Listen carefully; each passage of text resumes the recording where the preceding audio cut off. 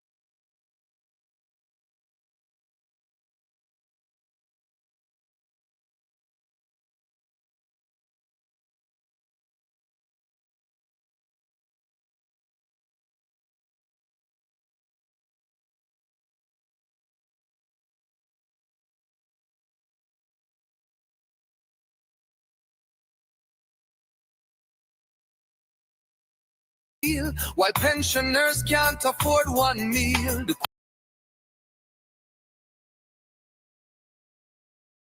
destiny, arise up and move along. Check out T and W Harris. And then suddenly when it comes to vote, they say, sure. But then when it comes to the joint services vote,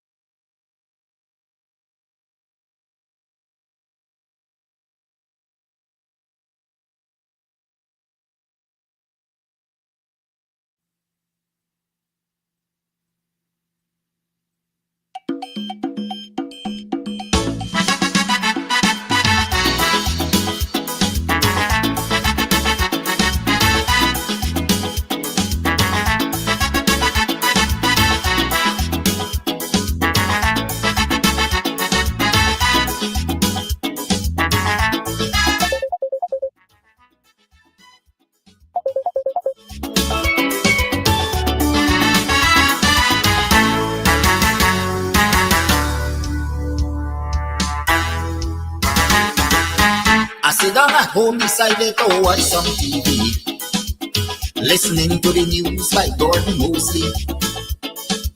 I listening to the things that he say he trapped in tonight, paying close attention to make sure I hear it right.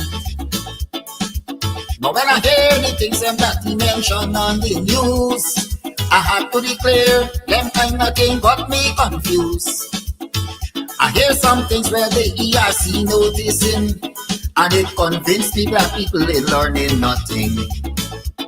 We hear so many times about them big name calling, and they say ERC pretend that they didn't learn nothing. But once you're black and you just decide to say a word or two, bet your life on that they say ERC coming for you.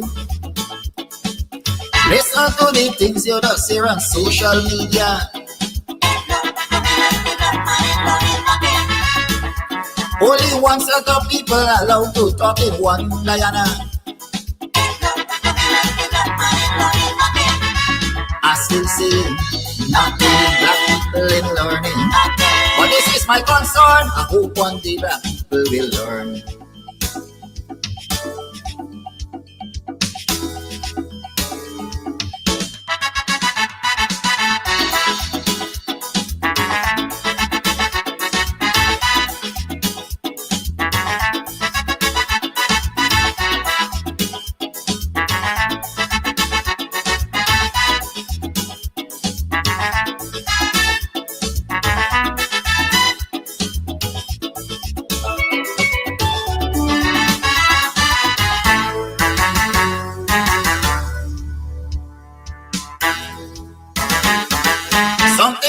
ERC that I would like to know, if any of its members happens to be black people. And if that is the case, I want them to answer this call. Tell me how come none of them ain't got no voice at all. You're showing signs of weakness and you're afraid to be fair, and we see the same thing keep happening year after year.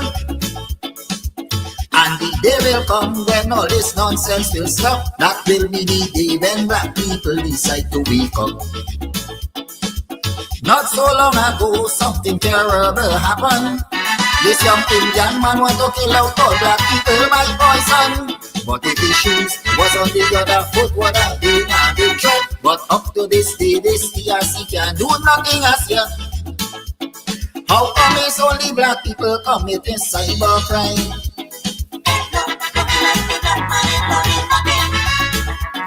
When pretty on social media fussing people all the time, I still saying black people in learning. But one day will come when the entire table will turn.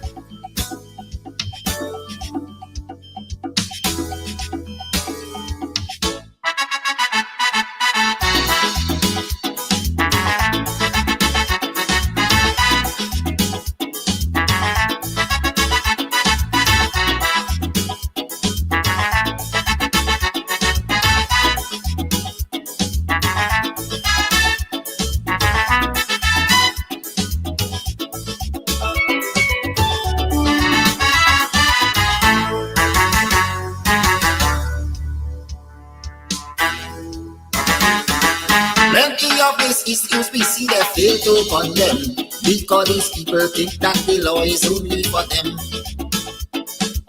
And anybody else who decide to file a complaint, they go call you a racist and don't want to hear nothing. Plenty complaint from time to time has been brought to their attention, but because of this one-sided cybercrime is why they don't show any concern. There's only one set of people that they really care about, and black people must take the abuse and shut them out. Kidaki Amsterdam went to court just recently for an issue that was highlighted by the same ERC. And with breakneck speed, the police decide to jump on his case. Without a search warrant, they went and search up the man's place. Let us all agree that black people under attack.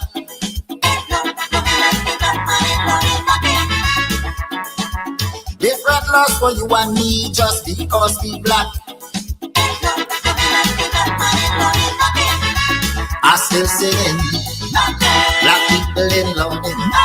To all my black friends, we must put a stop to all this nonsense.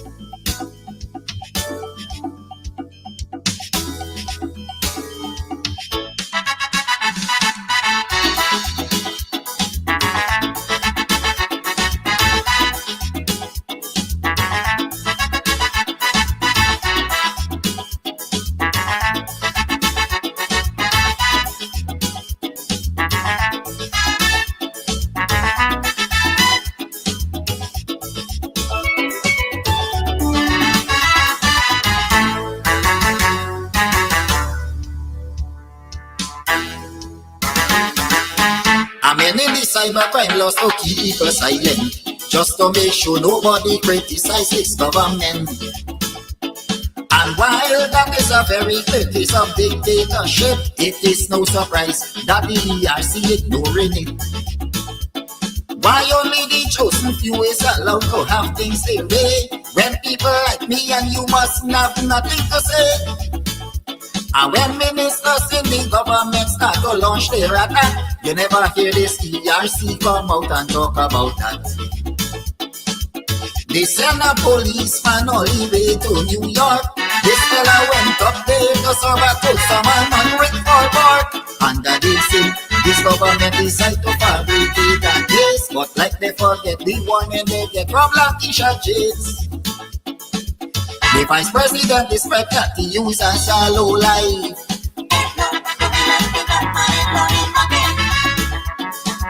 Because of this kind of abuse, he don't have a wife. I still singing. Black people in learning. Just the other day, I hope your man see help is on the way.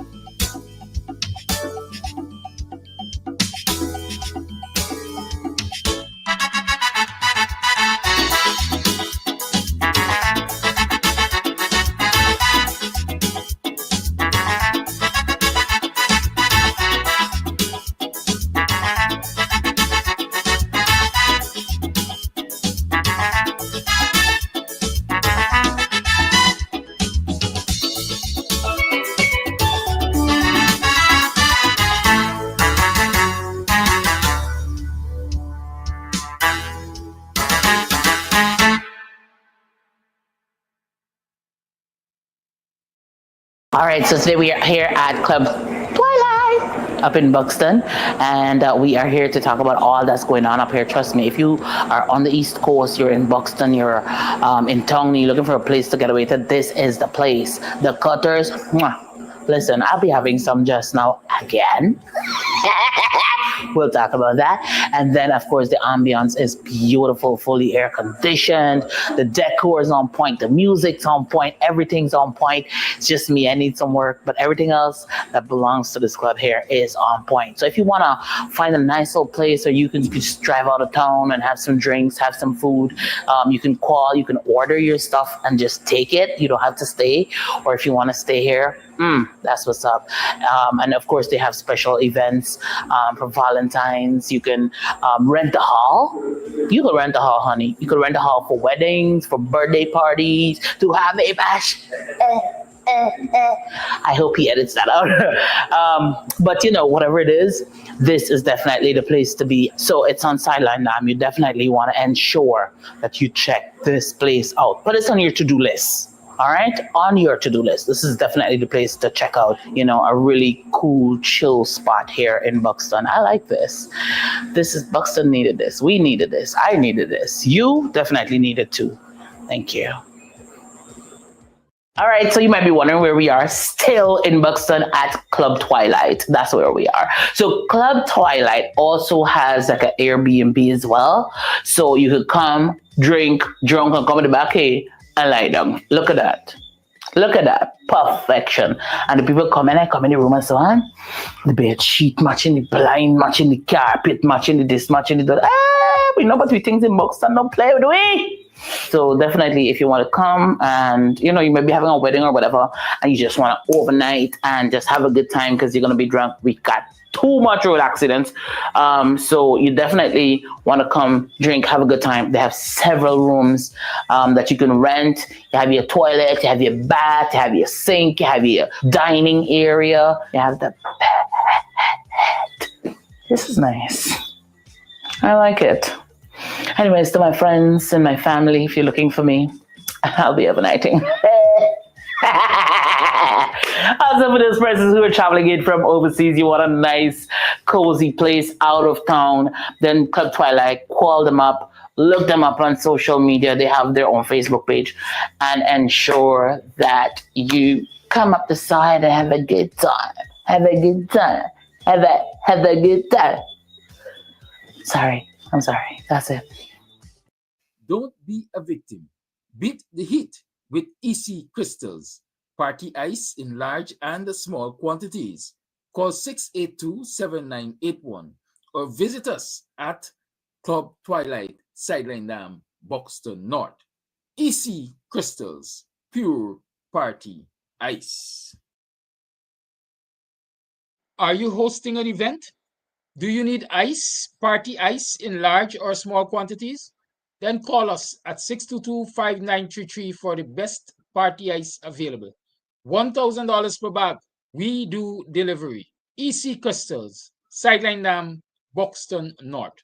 Call to have your orders filled today. So what buy? All you do? May you support the coalition like me? Very good choice, because the coalition putting people first. But let me ask you something. You check for your name on the list yet? Well, partner, you got to check for your name on the list and show you there, so you go put the vote next to the palm come the 1st of September. Let me show you how to check them. In a hard, man. You just got to go up on GCOM website. When you go up on GCOM website, you go see this thingy. You see them? That GCOM website. You just got to scroll up or scroll down, whichever one you want to call them, but you try to go bottom of the page. And you see this red and white writing here, Resource Hub. Click on that. Once you click on that, you will see General and Regional Election for September 2025. Scroll up again. And then right on your left hand side, you see Query Tool. Watch me click on them and it turn blue there. Click on them. Good. Now you reach a page there. They ask you online. They tell you about online tools, query your registration status. All them are say check for see if your name there. You can put in your ID number and you can search by ID number. But me I want to give you my ID number because not for you too fast. Now what my ID number? Me go search by my first name, my last name, and my date of birth. So me put in Kidaki Amsterdam. Me put in my first name Kidaki Amsterdam. Me put in my last name. Right? And then me go put in my date of birth. But again, me don't want to mind my business. But me go put in my date of birth. But are you watch me face good and proper? Me, I want coalition supporter because the coalition is putting people first. Right? When me don't put in my date of birth, and you don't put in, you want to click on search by particulars. When you click on search by particulars, this is how it will come up. You see revised list of electors and so on. We watch your name there right there. Me name there right there. When you scroll down, me name there right there. Occupation, teacher name, Amsterdam, Kidaki. Address, 9 section C, Buxton. District 4, Demerara, Mahika. Division 421-127C. Buxton Village, Friendship Village, south of the railway line. We tell you, man. No one background side, man. And me stay strong. Me as support the Aubrey Norton for president and director of finance for prime minister coalition, the APNU coalition. Because they got policies that are people-centered. They're putting people first. So when September 1st come and you go in the booth, Now whether all of them just come, Johnny come lately, and all of them will tell you stupidness. Put your X next to the palm. Palm them out. You know what I'm saying? Let me show you what the palm look like when you put your X next to. In case you don't know. What's the palm there? Put your X next to the palm and vote strong for the APNU coalition.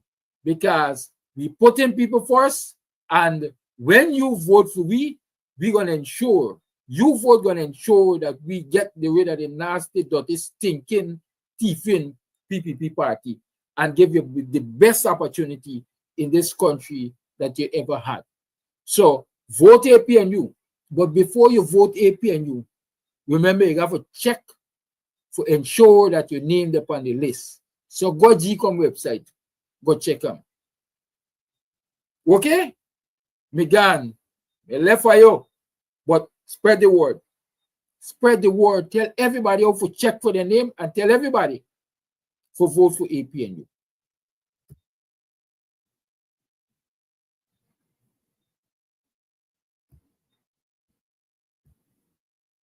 Are you looking for tents to rent? Well, look no further. At EC Party Rentals, Sideline down Buxton North, we have tents in all sizes and colors. All sizes of tents we have. Small tents, big tents, medium tents, extra large tents. Call us on 622-5933. We have what you need. EC Party Rentals. Big on tents.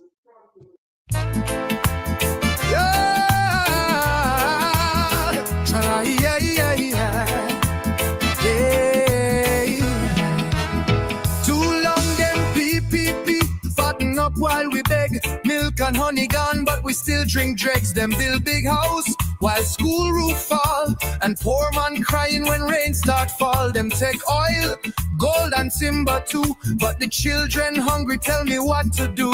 From Burba straight to let them. Morning. Welcome to another program of Guyanese Morning Time. I am your host, Kidaki Amsel. How are you doing? How are you? How have you been? How will you be? Hey.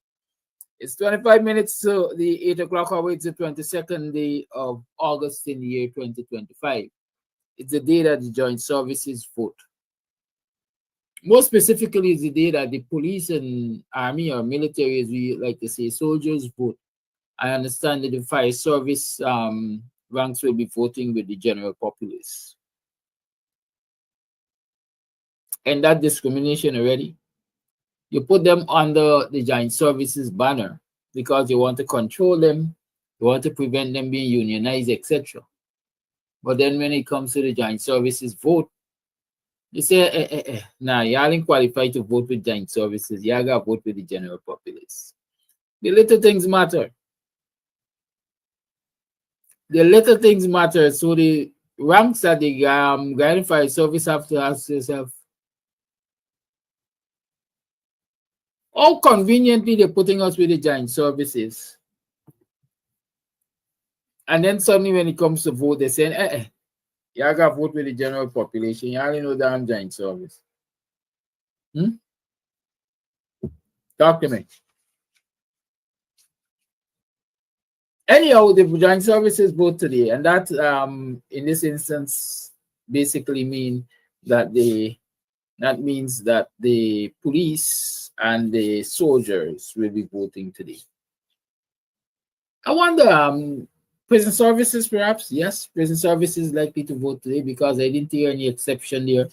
I only heard an exception about the fire service, right? And so it's likely that the prison service will be voting today also. Because one of the things the PPP did, I think it was the PPP. I'm sure it's the PPP. The PPP are always anti-union, except GAU. PPP anti-labor.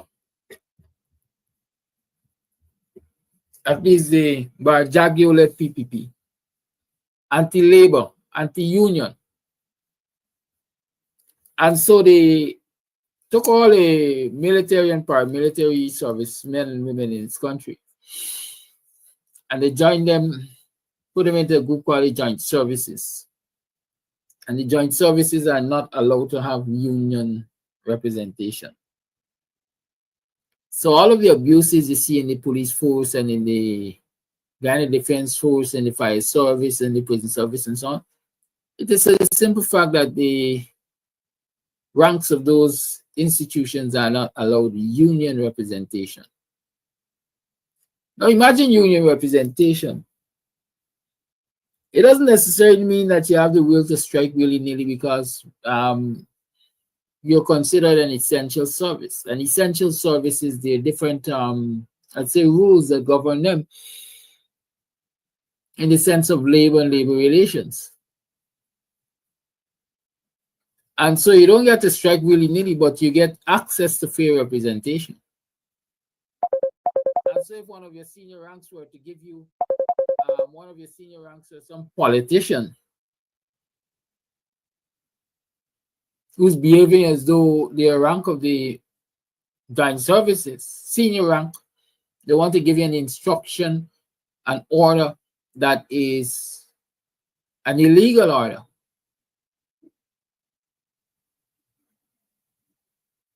Then with union representation, you know that if you refuse that order, the union will stand by you. You will be defended. But without that kind of representation,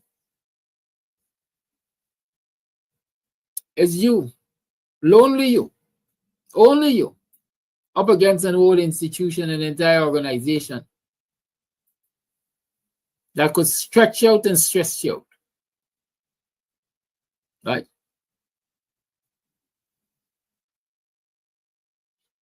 There's certain undertakings by the APNU when it comes to the joint services. There's certain undertakings, all in the interest of putting people first. They have given certain commitments. A lot of people talking about manifesto promises.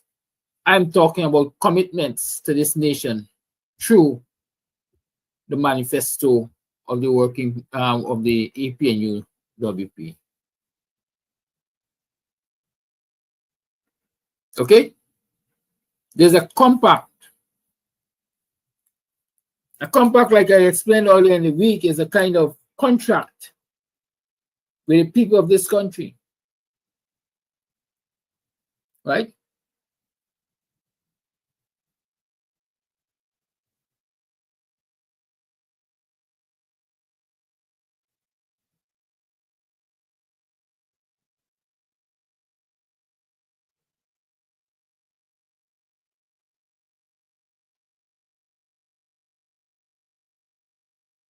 And the compact basically allows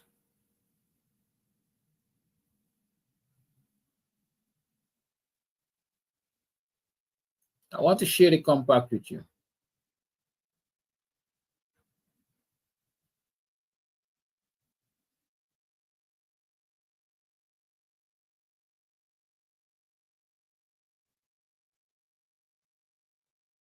So you can understand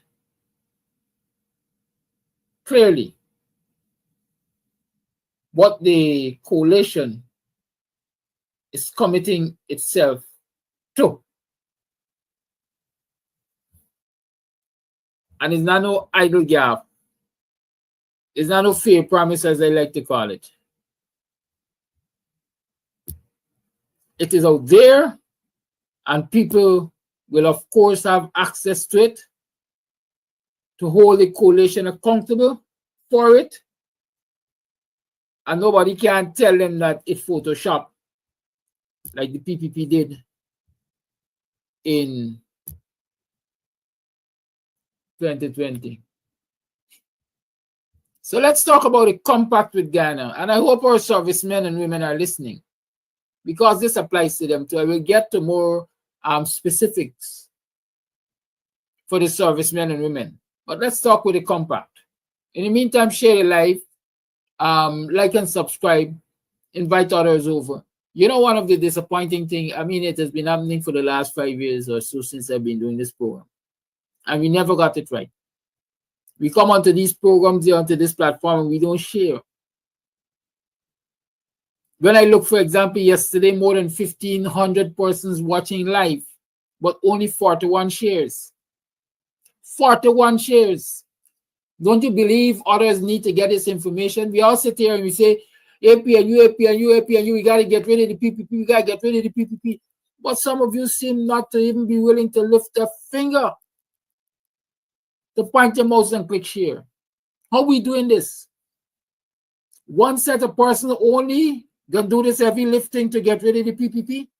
Come on, man. Y'all do better. Y'all need to do better.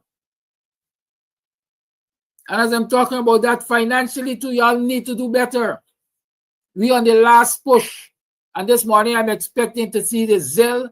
I'm expecting to see the Cash App really blow up with your contributions.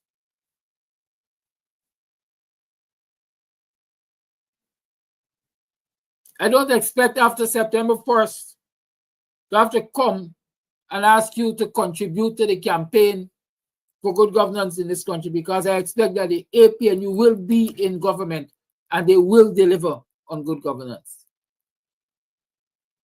So come on, behave as if you're at the bar and you're ready to go home. And you want them start change in your pocket, so you get the whole bar a treat, or you just spell out. I expect to see the Cash App and the Zelle looking good today. Because from tomorrow is strictly road. I doing strictly road. It's vehicles, gas, is refreshments, is everything. It's strictly road. We doing some serious work about starting tomorrow. I gonna be obviously, well, not obviously, but by reality, the reality check there. I gonna be the man behind the wheel with the sound system. Right? We gotta keep hydrated, we gotta keep nourished, and so on and so forth. So yeah, don't forget, let's throw up the information one time. I don't think you're running away from this one today. Be nice and kind to us. Yes, the compact, APNU compact with Guyana. A partnership for national unity, people putting people first. Compact with Guyana, putting people first.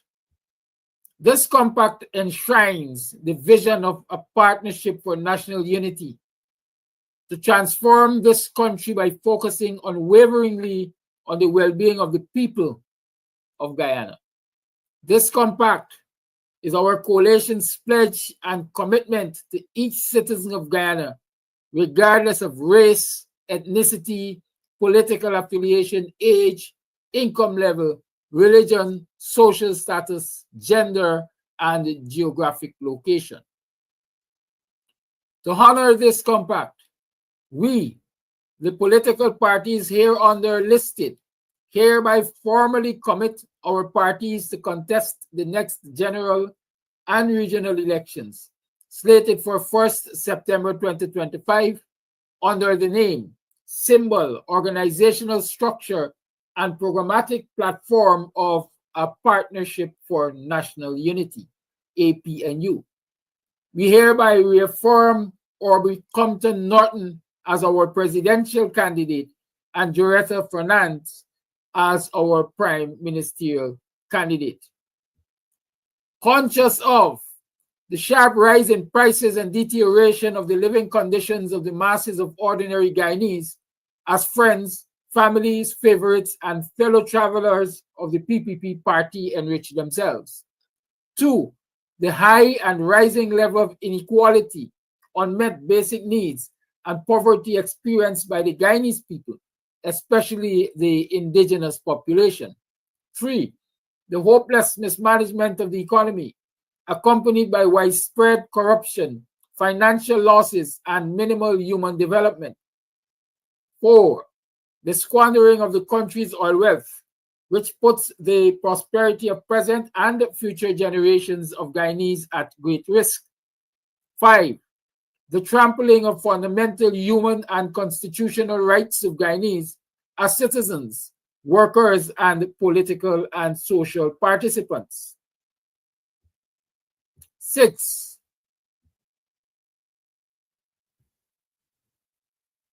why are you behaving like that? The dismantling of the guardrails of democracy and good governance, as witnessed by the government's lack of transparency and accountability, its disregard for the rule of law, its politicization of the police force and other institutions, and its resistance to widely supported electoral reforms. 7. The unhealthy state of ethnic relations and national unity. 8. The understaffed and underperforming public health and education systems. 9. The alarming rise in violence against women. 10. The increased chances that children and youths could be injured or lose their lives through government incompetence and irresponsibility. 11. The escalating threats to our territorial integrity and national scrutiny. 12. The increasing weaponization of the state. 13. The criminalization of the state. 14. The inadequacy of working conditions in the struggles of labor for full respect and rights. 15. The growing multipolarity in international relations amidst an increasingly fractured global economy. We therefore commit to creating a new economy based on the ideas that that's Roman numeral I, the more people participate as workers, producers, wealth creators, consumers, investors, and citizens, the better are the chances of building a vibrant and prosperous society and economy for all.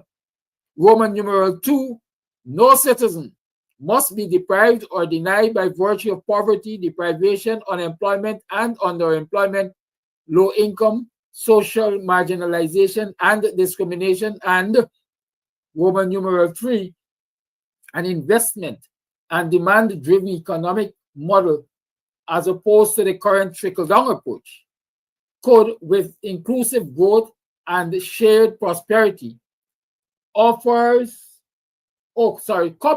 with inclusive growth and shared prosperity, offers the best pathway to eliminating poverty, insecurity, and want, and guaranteeing living wages for all workers and livable incomes for all households. Creating a comprehensive social protection system based on the principles that Roman numeral I, social protection is the inalienable right of every citizen. Roman numeral II, all Guyanese must have their basic needs met regardless of their circumstances. And Roman numeral III, social protection must be a lifetime guarantee from womb to tomb. Reimagining and reinventing government into one that embraces and promotes people-centeredness, servant leadership, inclusionary democracy, good governance, responsibility and responsiveness, coalition politics, and data-driven and results-oriented policy making. Deepening democracy and governance by creating a parliament that works, an electoral system people can trust, good governance people can see and feel, and local government that delivers. Achieving ethnic harmony by Roman numeral I, ensuring all citizens feel that their identity, culture, and rights are respected by the state and by their fellow citizens. Roman numeral II, ensuring all prohibited forms of discrimination are eliminated in policies and practices, and in those cases of discrimination that result from unintended consequences and implicit bias. And Roman numeral III, ensuring equality of opportunity for disadvantaged groups. Managing our oil, wealth, and other sources of revenue in a manner that Roman numeral I respects the fact that the country's oil wealth and other revenues belong to all citizens. Roman numeral II guarantees human development and not just economic growth. Roman numeral III is sustainable and recognizes the need for intergenerational equity. Roman numeral IV maximizes benefit. In fact, let me call it the right thing. Roman numeral IV maximizes benefits for the Guyanese people without harming the attractiveness of the country as an investment destination. And Roman numeral 5, adheres to strict fiscal and public financial management frameworks,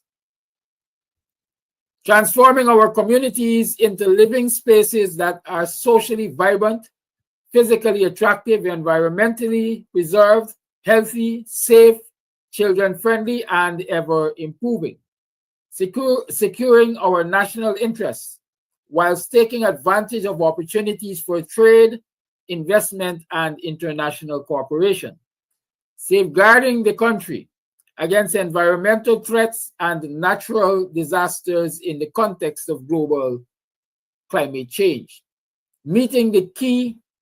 Come on, man, are you behaving like that? What's wrong with you? Meeting the key on no, that's UN has to be. Meeting the key UN Sustainable Development Goals on or before the 2030 deadline, such as eliminating poverty, ending hunger, achieving food security, ensuring healthy lives, ensuring equitable and quality education, ensuring access to reliable and affordable water and energy, and promoting sustainable and inclusive economic growth with productive employment and decent work for all. Our manifesto is a culmination of several years of outreaching and listening to the Guyanese people and other stakeholders. It has also benefited from the advice of experts.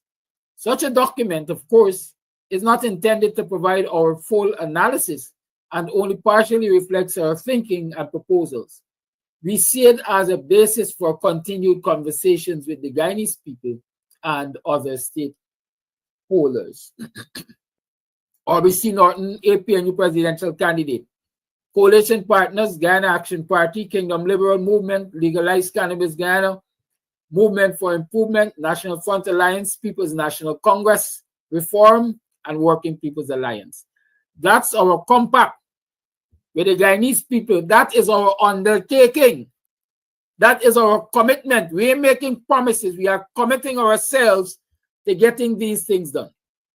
And so, my friends, my fellow citizens, my Guyanese people who will be voting today as members of the joint services, and my Guyanese people who will be voting on the 1st of September, as citizens of this country, I want you to take seriously the commitments being given to this nation by the APNU. I'm going to repeat. I would like you to take seriously the commitments being given to this nation by the APNU. It is an opportunity to see a different Guyana. It is an opportunity to live a different quality of life. It is an opportunity to experience a different quality of livelihood in the country of your birth, in the country where you are a citizen, where your government should work for you. Take seriously these commitments of the APNU. You know, the naysayers run around the place and say, they ain't got management experience. I'll tell you this, I always say it. Don't tell me about experience. Tell me about willingness. As Paul Williams said, tell me about heart. Tell me about heart. Is there heart in the leadership of the APNU to change the circumstances of the Guyanese people? And I will sit here and I will look at you in your eyes and I will say, yes, there's heart. I have not heard from any of the leadership from top to bottom of the APNU. I have not seen an unwillingness in anyone to change the fortunes of the working class in this country. And that is what empowers me. That is what invigorates me. That is what re-energizes me every single day. That desire to see Guyanese experience a better quality of life and livelihood. But it can only happen if the citizens themselves recognize the opportunity for a new start with the APNU and accepts it. I always say, and the philosophers perhaps have always said, people get a government that they deserve. And when they say you get a government that you deserve, it means you get a government, quite frankly, that you accept. A government that you permit. Because at the end of the day, it is the citizens who are responsible for electing the government of the day.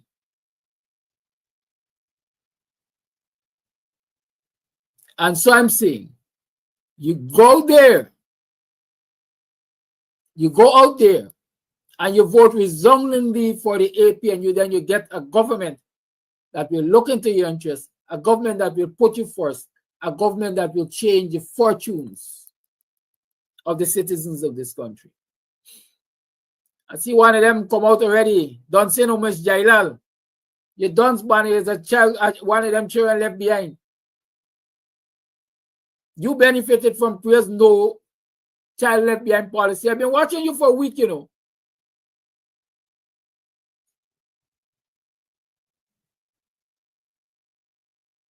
And I've been seeing you trying to say PPP all the way, and you can't even spell to say all the way.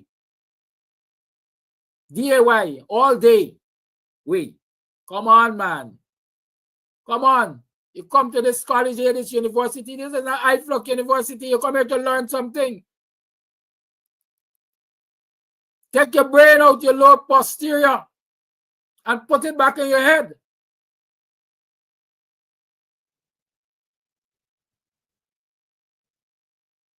There's nothing that aggravates me like an ignorant coming here and type in ignorance. Y'all tell me don't answer them, but you just gotta answer them. Because you come from a place of learning, you come from a place of knowledge. And so when you see people coming that dancing ignorant self, you gotta put them on the right track.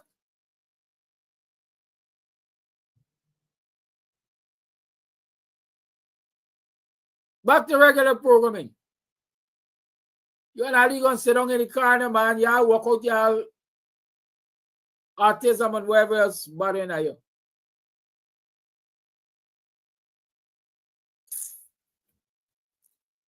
Back in the time I would have said, why you don't go shy rice? But nowadays, if you shine rice, somebody enough fit to do. Yes, as we were saying, the APNU is offering citizens of this country the best possibility of getting out of poverty.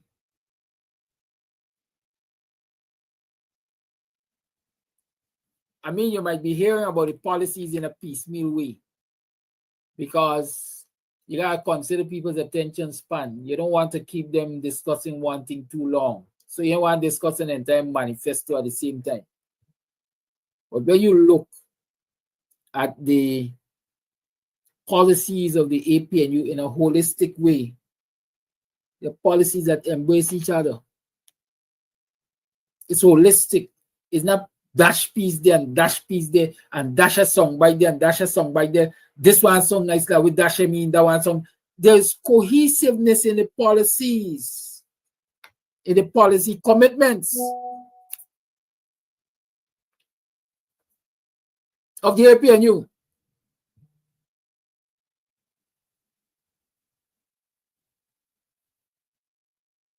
We recognize that I like to talk about building brick by brick by brick. I'm going to show you the building blocks here. We recognize that if you're telling people that you will get them out of poverty, they first have to have a place, something they can call their own, something they can call their home.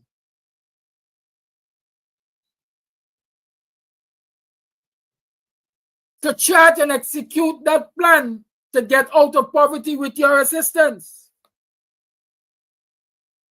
And so here the APNU position. Every citizen in this country deserves a plot of land. Every citizen deserves a plot of land. Those who can pay for it, Government will make it available to them to pay for it. There are those who cannot pay for it because of their current state of impoverishment and the current state of being underpaid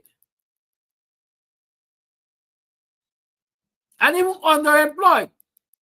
Those people will be helped out of poverty by the APNU government giving them a plot of land. If you are 18 years and older and you work for less than $400,000 a month, you get a free plot of land.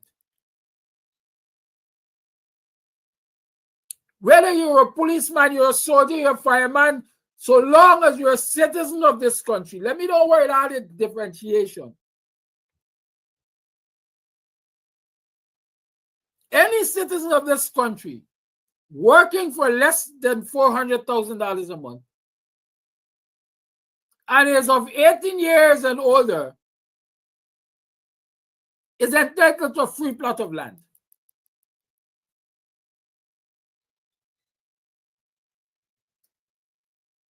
I've heard in all the talk that the other political parties are talking about wanting to help people out of poverty.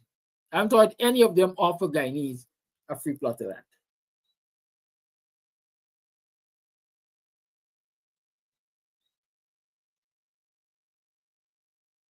Right? And a plot of land is one of the realest ways of getting people out of poverty. Because with a plot of land, you enjoy a certain level of freedom.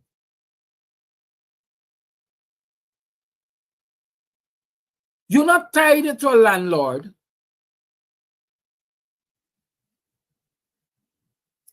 To whom you have to pay rent every month, which in most cases represent about 3/4 of your salary in these conditions, these current conditions. And so you have to cut and contrive on what is left. And since rent is eating up your income, you don't have a savings. You have a plot of land, even if you start by knocking up something, as we like to say. You eliminate the rent man. You have more money to use to empower yourself. But wait.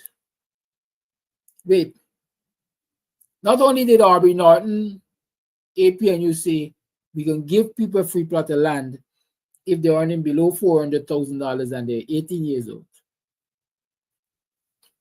We said that there will be a rent-to-own policy of this government. We said there will be a rent-to-own policy of this government. So you have options. You have options. You want a free plot of land on which you will build because you might have the ability to build? Or you know if you get the land, your cousins and auntie, and so they're firing and help you to build? Or you want to opt for a rent-to-own property because you're paying rent already, and you recognize here, if I pay rent here for the next 40 years, I still own this property, it belongs to the landlord. But if I take the same rent and I pay monthly to the government, in 40 years, I'm going to own this home. I got something to leave for my next generation. They ain't going to be rent payers. Isn't that a way of pulling you out of poverty? And I'll tell you something else about that. I guarantee you that the amount you will have to be paying to the state, to the government, as a rent-to-own person is not as exorbitant as the rent you will have to be paying to private proprietors. landlords.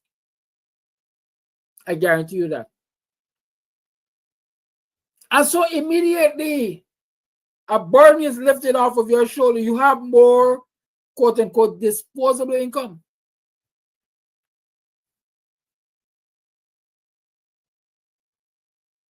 When you live in a landlord's property, there's so many restrictions. You can't do business there. There's so many things. You know the restrictions. You know the restrictions. And so even that is a form of quote-unquote oppression. That is a form of control. Let me don't call it oppressive. That's a form of control. You're not living your best life because there are constraints. But see yourself in your own place. Your own land, your own rent, your own property. You're the boss there. So long as you do what you have to do. That is freedom. That is freedom. If you choose to set up a little sweetie stand in the corner of the yard because you know how to make sweets or you know how to trade in sweets and it will bring you extra income, that's on you.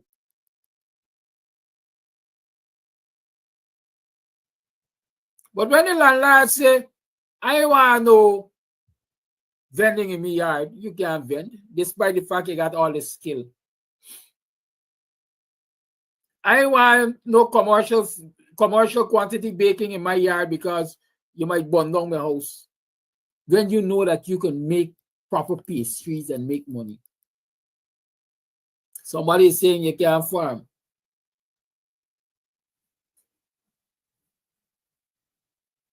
You can't plant in the yard. So you can produce what you consume. You can't plant chuk-two border and chuk-two okode, which the fact that you're reaping them from your yard going to eliminate you having to spend excessively large amounts of the market because things are extremely high in cost of the market. So envisage that freedom. Every citizen should envisage that freedom. But Norton, the coalition is giving an undertaking to policemen and women, members of the joint services. Say we're going to make it a priority. We will prioritize your land acquisition. Not only are we going to prioritize your land acquisition. Who's this? Let me take his call for a minute, please. Sometimes I choose to. Good morning. Yeah, but it's not a calling time yet. Good. Yes. So we can prioritize land ownership for the joint services.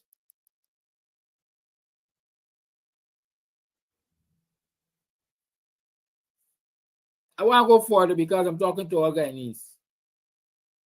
Public servants, land ownership, teachers, land ownership will be prioritized. Remember, we're putting citizens first. And so you're going to apply for land and wait 40 years to get it. The system will be revamped to ensure efficiency in the land distribution mechanism.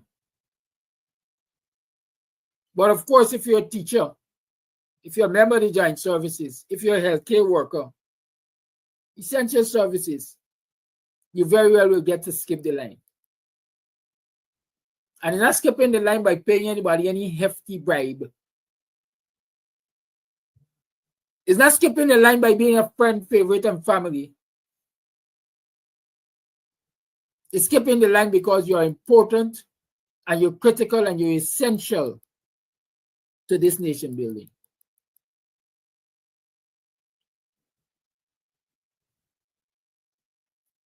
Your promotions as members of the joint services will be based on merit and whatever the labor law says. Not because some divisional commander want to get under your skirt or some divisional commander want to use you as his runner boy. Your promotions will be in keeping with the standing orders that govern promotions.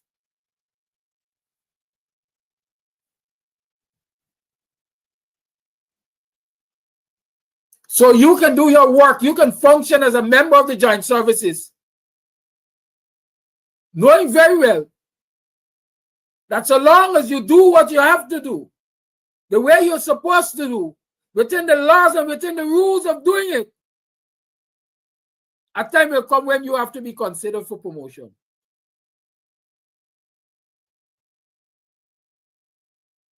So you don't walk around with that burden of, by the man like me, because me and the man they with the same recruit. The man like me because I disturbed his son. And when I searched, he had weed money. The man like me because he sent me for beat up a banner.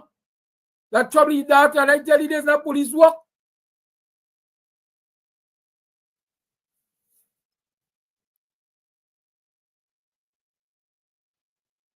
No, members of the joint services. You can look forward to respect as a professional because that is what you are. You are professionals and you'll be treated professionally.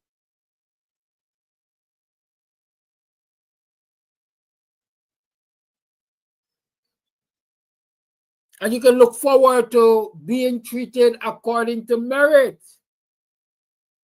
People are just supersede. How many of you have been superseded by this government? The PPP over the years. Because here, the next man in line is Paul Williams, and we can't control Paul Williams. Because Paul Williams knows the police standing order like the palm of his hand, and he just uses the Daisy Bible when he's doing police work. We can't control it. And so now we can't allow the man to take control, because if we allow the man to take control, we're going to lose control. We can't politicize this thing anymore.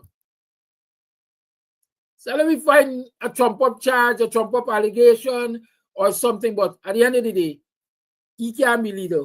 We got to supersede him.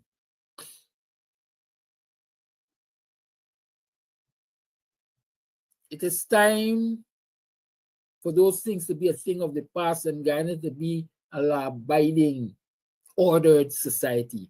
Ordered societies thrive. Ordered societies grow. People live happier and more comfortable lives in ordered society. Policemen and women, joint services members, you at the end of the day are members of the society. Give yourselves an opportunity to breed. Give yourself an opportunity to breed. This is your opportunity to kick the PPP out and allow a government that will put you first and respect you, that will allow citizens to in turn respect you because you will be doing your work with respect.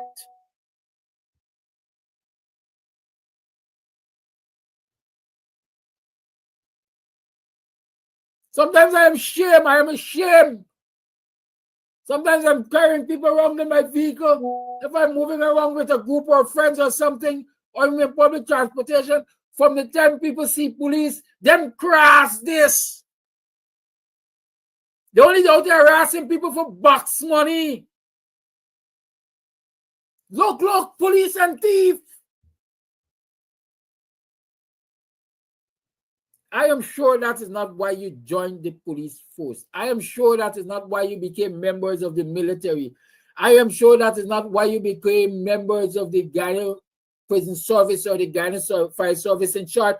I am sure that is not why you became a member of the joint services.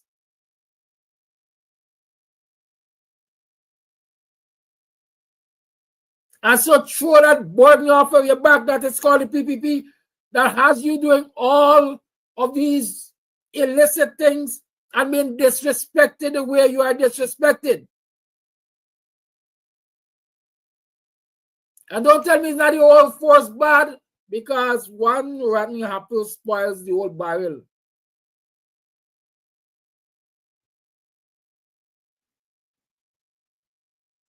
And the few terrible and miserable ones in the joint services are allowed to be terrible and miserable because the PPP has so much political control of the joint services that even those who would like to change it because of the authority they have according to the laws of this country can't change it. They can't change it.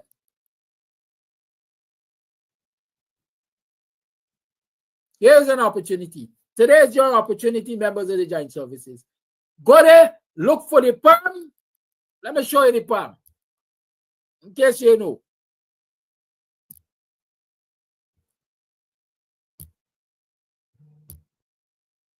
Look the perm there. Look for the perm.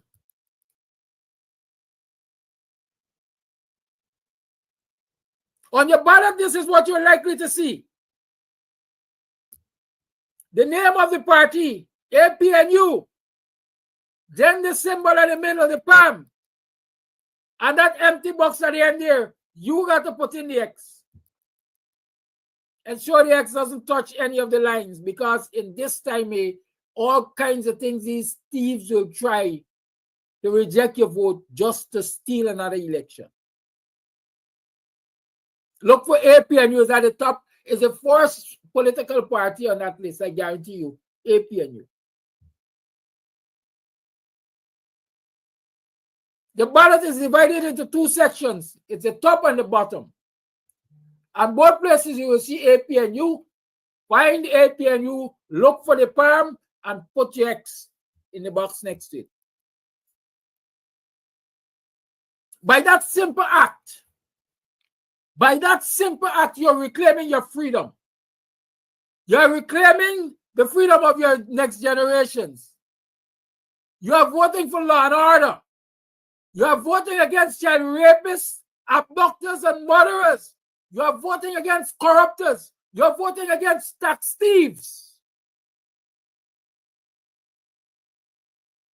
You are voting for an ordered society where people get an opportunity to enjoy a better quality of life and livelihood. What does your vote mean to you? Just another bar on your shoulder, and you can't wear that bar with pride? Just another stripe, and you cannot wear that stripe with pride? You don't even feel safe in the uniform that carries that stripe?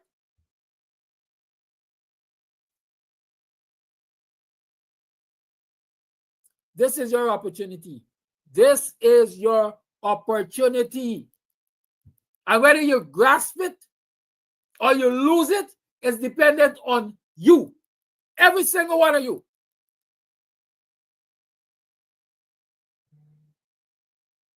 Today, the Joint Services members, on the 1st of September, every other member society, every single one of you, you have a beautiful opportunity to turn this country around.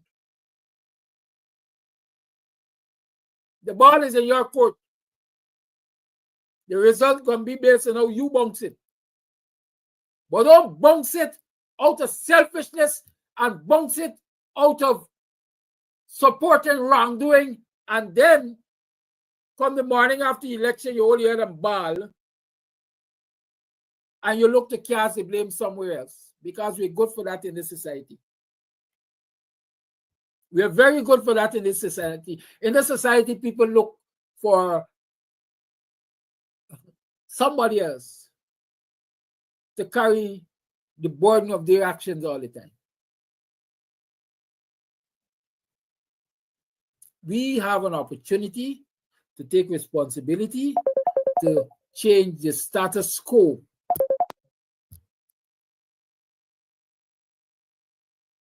To fix the wrongs, to right the wrongs, and move this country forward. As a nation, the ball is in your court. It's 22 minutes past the 8 o'clock hour. The lines are open. 6225933 is the number to call.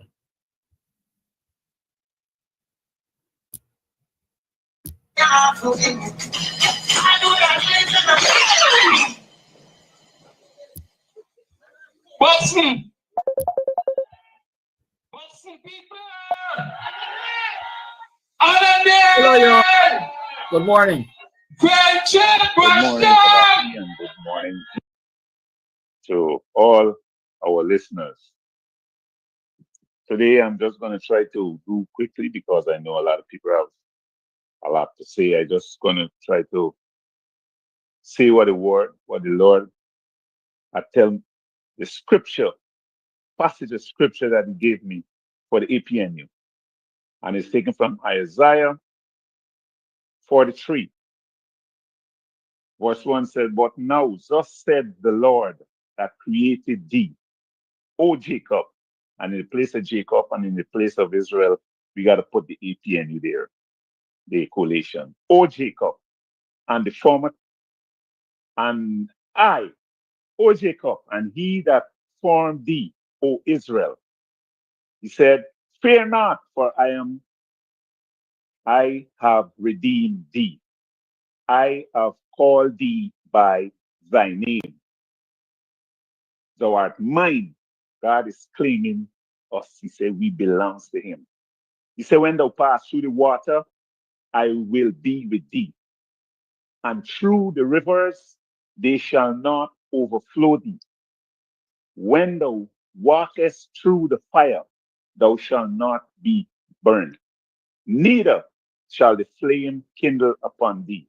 And how we could relate this to what happening on the ground is to say that never mind the struggle that we are going through now, never mind all the people that are against us, he will be with us.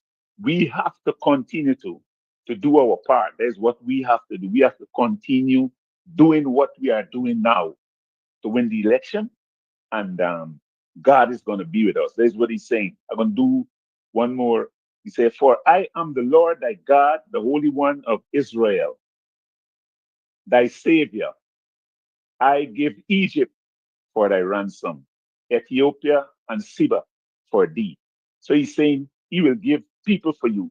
Instead of you going to, instead of you getting burned or you getting punished, he will give people who we know that are bad people to get punished instead of you, to suffer instead of you. Verse 4 says, "Since thou was precious in my sight, thou hast been honorable, and I have loved thee." God said he loves us. It's God saying that we love. "I have loved thee, therefore will I give men for thee, and people for thy life." And verse 5 he said again, "Fear not, I am with thee. I will bring your seed from the east and gather them from the west. I will say to the north, give, I will say to the north, give up, and to the south, keep not back.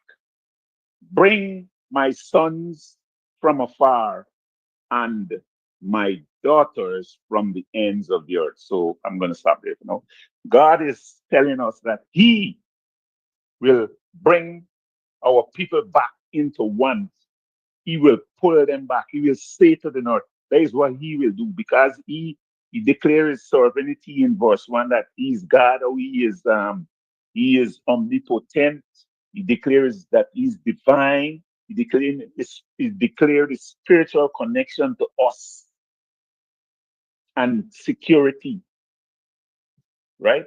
And so he's saying he's going to bring them back together under the one umbrella, which is the APNU umbrella. And the old verse, like the old chapter, is talking about, I could relate it to the situation on the ground, but other people have to speak. So I'm saying once again, fear not. Keep on doing what we're doing. Because remember, prayers without works is dead, right? And if you say you have faith, but you're not going out and venturing into what you believe that you could do, it ain't making no sense. God can't help us because God is not on the ground. God is in heaven. He will do his thing, and we have to do our thing. Thank you for allowing me this time, and good morning. What? Thank you for your call. I'm going through the comments and somebody's asking about special treatment for the disabled. Listen, I can't recall everything that I read in the manifesto, but I will say to you, the Aubrey Norton government is going to put people first. There's what we call the Disabled Commission or the Disability Commission that the PPP took and kick in a corner. It's going to be resuscitated. It is going to be resuscitated because people with disabilities need special treatment. They need special treatment. You can't tell a disabled man that he can't get land because he can't work. The state has a responsibility of taking care of every citizen, and a disabled person, is a citizen. And so here, I'm making this commitment. I like make commitments. Even if they ain't got a policy that it has been raised, I will raise it. And in government, I certainly will stand for it. Call you on. Good morning to you and all my black brothers and sisters. Well. I enjoy the first caller. Why Flash Garden? Because I could remember when someone said, Flash, how you know God sent Abby Norton? I said, God said, for let you know. Let your light shine before men, that they could see your good works and glorify the Father. And I said, Abby Norton light shine over 50 years between black and all Guyanese in Guyana. That's why God chose him. When Flash Garden said that trust and then verify. Nobody believed Flash Garden. I always said it every day. Oh, they give me a hard time for this line. Oh, Flash. Oh, you always talk about Abby Norton weak, Abby Norton soft. But Mr. Paul, Dr. Paul Williams come and said, look to the heart, not the face. Similar one we said from every weeks and years and months. Trust Mr. Abby Norton and then verify him. Look to the heart, not the face. I'm glad what God has did for Flash Garden. When they don't believe me, he sent somebody again to make sure I listen to what Flash Garden said. It's for me. When I said that two leaders, black leaders, fail us, I love to call names. I said Desmond Prasad fail us, Granger Prasad fail us, because there was not no politician. I said Abby Norton is a politician and a wise politician. And I live for here that Dr. Todd, he said it is time for us to put a politician inside there. Thank you, God. Blessed are ye that not seen, but yet believe. God said in everything you say and do, always acknowledge him. Always remember he's there to call upon. Always mention his name. Not mention his name when you need him. Even when you don't need him, you mention his name. I am glad that these couple weeks, I am listening a lot of people is talking about God. One sister said a couple weeks ago, Flash, like you want to turn this program into Bible study. Of course, yes, because why? If you walk and stomp your foot, you will say, oh God. Anything happen, you'll say, oh God. Because it is in you. Black people is well blessed in this world, but we sell our blessing out. I see a video last before me go, with a young black boy come out and said, this message for all the ghetto people. He don't even understand the word of ghetto, what ghetto mean. This for ghetto people. We must rally behind Mohammed because Mohammed is our hope. Mohammed is the one that who would maybe take us out of poverty. But something he said, like he don't know or like he don't read and remember. Oh, we must go and protest in front of the American embassy for them remove the sanction from Mohammed. Brother, you know what you're saying? Thank God for the American embassy put sanction because he was killing us, sucking out all the juice and the wealth from our country that the same Mohammed. But you know what? I ain't give him wrong. Why? Because maybe he born in Jagdio time. So in Jagdio time, they said truth to the pastor joke, but this is not joke. A lot of parents couldn't give them their baby breastfeed. That's why this young generation, their brains is upside down. None of us couldn't get milk tea for 7 morning or 6 morning or even 2 morning. It's black water tea. One sister testified and said when she can't break down, she went to a friend. When she go upstairs there, by the friend, something nice was smelling. But she said, what are you cooking? She said, what color or some butter or something, but it smelled nice. But there was no meat, not even egg. But she said, when she look at the other side, she see the baby drinking sugar water tea. Is that what we want to continue to give our baby sugar water tea? And our baby mother cannot give our son and daughter breast milk? Vote for Abby Narton. We will ensure we get breast milk for our baby parents, and they will get milk 7 days a week. Thank you for your weekend. Thank you for listening, and happy weekend.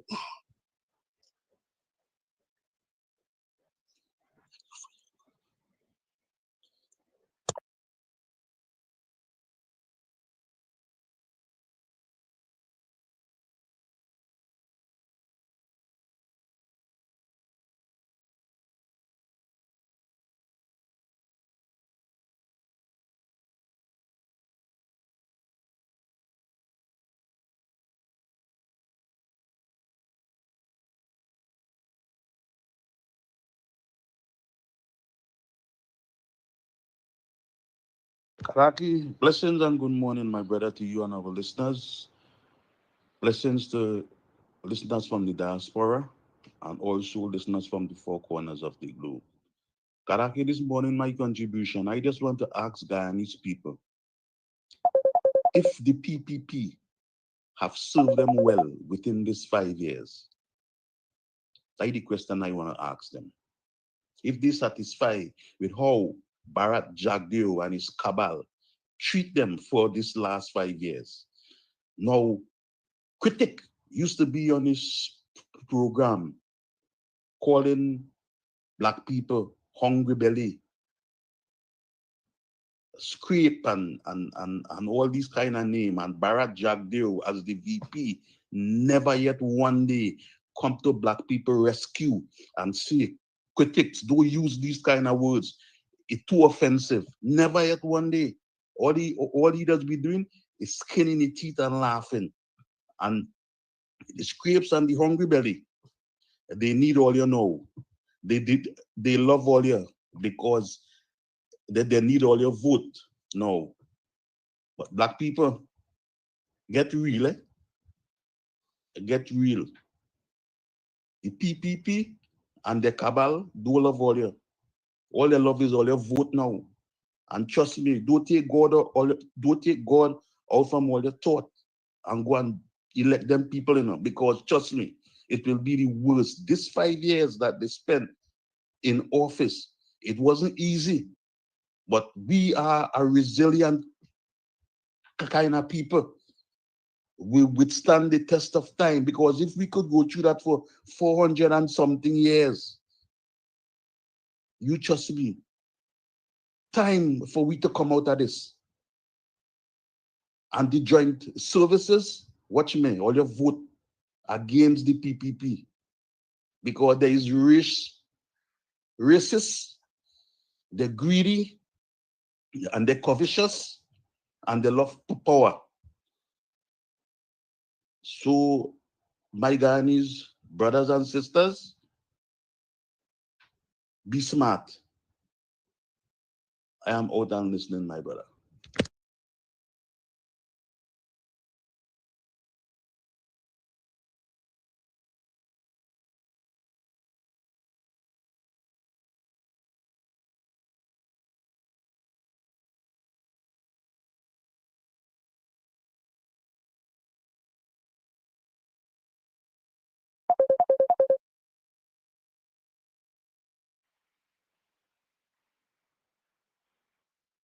Yeah, good morning, Kadaki.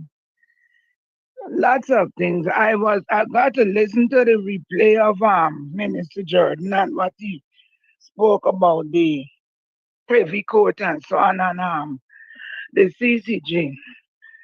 If we were still with the Privy Court, we wouldn't have got a thing like Roxanne George because I know they would have charged her for contempt of court when she flouted the order of the CCJ by using Order 60 to put in this unconstitutional government that she later go in and say that Order 60 was unconstitutional. And she may would have been charged with treason because anytime you interfere with a country apparatus in whatever form, I think the charge of that is treason. The highest charge should be treason. So if we had the Privy Court, it would have been a different ball game. Now I read where Amanzo, certain parts where she was to be contesting in, they have removed her from those areas.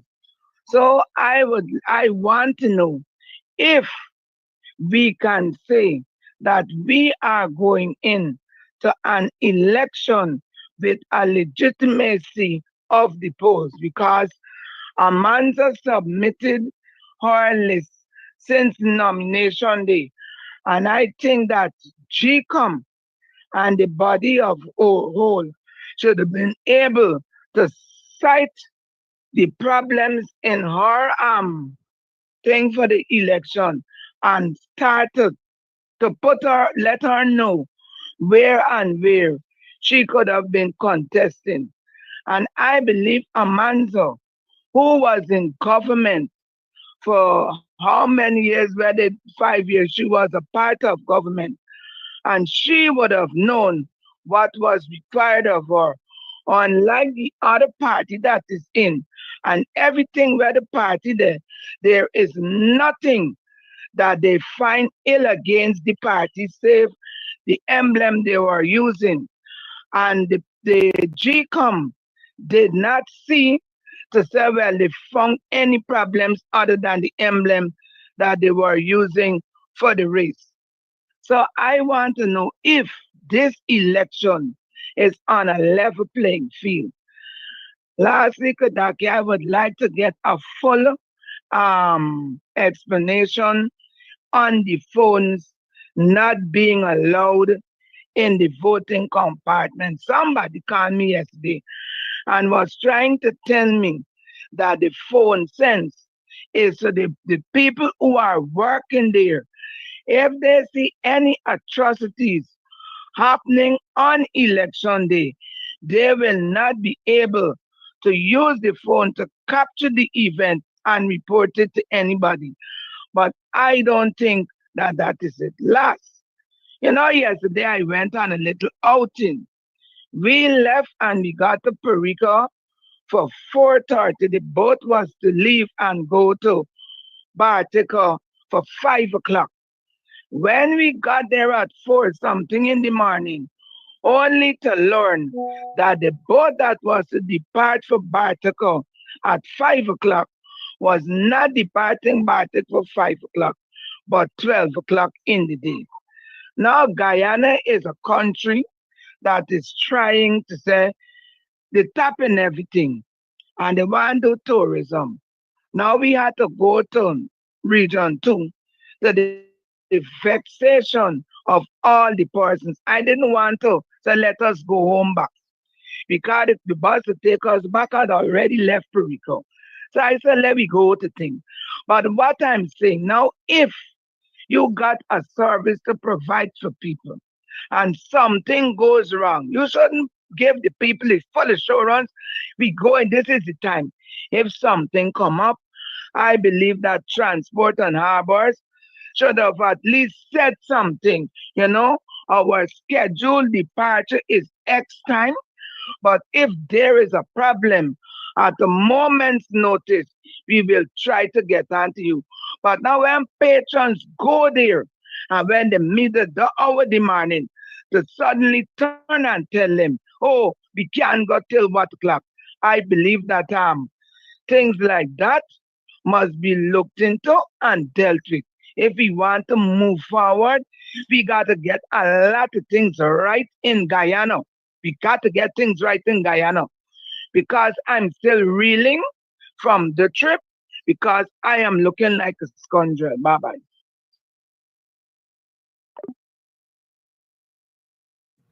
Thank you for the call. And so the question asked by the person about different labels and so on caused me to go to the social protection aspect of the manifesto. And so here we have it. Let's show it. Social protection from womb to tomb. The World Bank in the 2020 report advised that Guyana must establish as priority a, quote, comprehensive social protection system, end quote. We agree, as one of its flagship policies, the APNU coalition government will establish a comprehensive social protection system to be managed by a professional and ramped up Ministry of Social Protection. Our specific goals: to eliminate economic marginalization and ensure all Guyanese households have a livable income, including indigenous communities. To ensure differently abled persons and vulnerable groups enjoy their human rights and entitlements to the fullest. That alone answers the question. If we are saying citizens are entitled to a free plot of land if they earn below $400,000 monthly, disabled people are citizens too, and so they will get their just due. Okay? Good. To ensure every child gets the best possible care from birth through childhood in accordance with the UN Sustainable Development Goal number 42. To foster economic development by investing in the well-being, comfort, and capabilities of people. To support households experiencing economic shocks or crises, such as death of the breadwinner, loss of employment, loss of assets by fire, etc. To empower women and to guarantee their rights and dignities in accordance with UN Sustainable Development Goal number 5. To evaluate, audit previous cash grants, to assess 1, modalities, payment mechanisms, and practices, and 2, benefit cost effectiveness with respect to goals set by government of Guyana, plus conduct a feasibility study for full-blown legislated universal basic income mechanisms to be up and running by 2030. I don't think we have enough time for me to discuss or explain the universal basic income. But in short, it is what the WPA and Professor Clive Thomas said, listen, there must be direct cash transfer to every household. Okay, when you do direct cash transfer to every household gets a minimum income on a monthly basis, if you look at it from that angle. To reform the national insurance scheme to achieve sound financial health and efficient customer service and to award more generous benefits. Early childhood care and education plan and so on and so forth. I can continue with that, but I know that we will have more time to continue discussing the specifics of the manifesto. And so, let me see, there is another voice note I will play. Good morning, Mr. Gaddafi. I just want to speak to my brothers and sisters in the disciplinary forces. My people, think before you put that X. Look where you came from. Look and see what you're going through. Look and see if you want to remain there. That's all I'm telling you people this morning. And I know it's going to make some sense. Think, my people. Think. Think and think very well before you put that X. Thank you.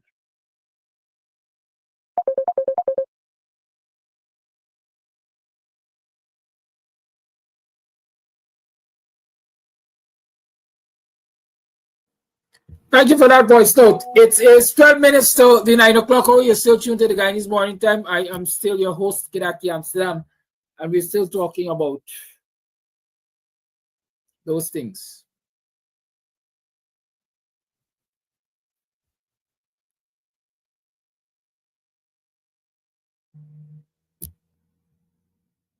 Nation away, nation! DJ, let me tell you something. Don't you ever play anything. One of you must know that the only way you're going to get rid of the PPP is that you have to vote. You have to vote for the PPP to go. You have to vote. So what I encourage you all to do some things. Right here by Blaine Square, every day a young lady sits at a laptop or a tablet, and she is willing to check for your name on the voters list. So you turn up here any day, and you say, I want to know where I am voting. She will find it, and she will tell you where you're voting. That is important. It is important that you find out where your name is on the voters list and where you're voting early, because if you don't, then there's a plan to frustrate you on election day. You got to understand the plan. Many of you who were accustomed to voting, for example, let me say Studio 35 or temporary or community life fellowship, quietly, the PPP GCOM has moved you around the place. I can tell you, I used to support a community like furniture, which is by the Cleveland Church. It's right in front by me. And I remember when I checked for my name the other day and where to vote, I saw that they have me over the PIC. And then I said, oh, I'm not following this thing. When they pay the cash grant, my family have to go to the PIC to collect their money. And so I rather suspect, wherever you went to collect your money for cash grant, that is where you will vote. But confirm it early. Check the list early. Ensure your name is on the list. Ensure you know where to vote. Now, if your name is not on the list, it's too late to fix that. But it doesn't mean that you can't be a part in putting the PPP out of government. You can. You have to become an ambassador, become an agent for the APNU.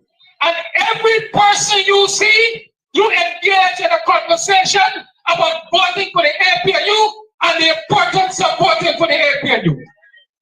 I'm going to get to the importance of voting for the APNU.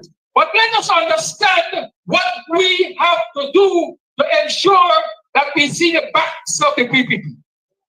Brothers and sisters, everybody in your house, everybody in your neighborhood, everybody in this village, everybody in your workplace, every friend of yours on WhatsApp and Facebook and TikTok, encourage them to vote for the APNU. Let me explain this to you. There are some people that come in and tell you they want a minority government. A minority government means one set of people controlling the government and another set controlling the parliament. Brothers and sisters, we ain't playing the joke.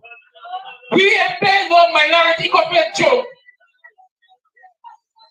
The coalition, the greater coalition, was in control of the government. When they had a Taragas and they put me out of government before that. We ain't playing the joke no more. We have to ensure that our margin of victory is so big that they got to get another 10 Taragases to put us out of government this time.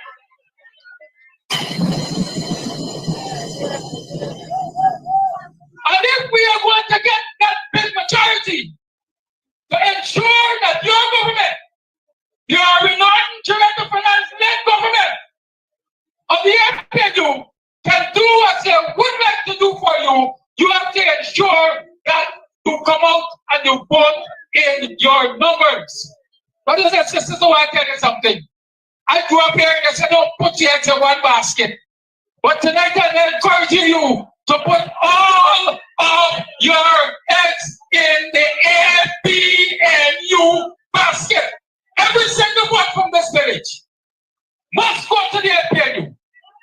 Brothers and sisters, it's not a command, it's an encouragement. And I'm going to tell you why. Let me answer this. Buxton people, where is your market? Buxtonian, just where your market there.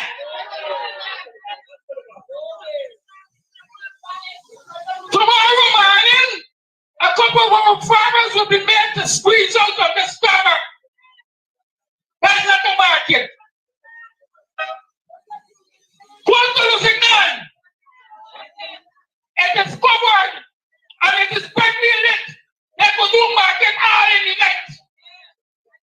And if you think that it's only very short stuff, you should have passed it today and see the pavement all the way to the Edson Road or wherever they're going to almost in the very go. That is Lusignan market. Buxton, where is your market?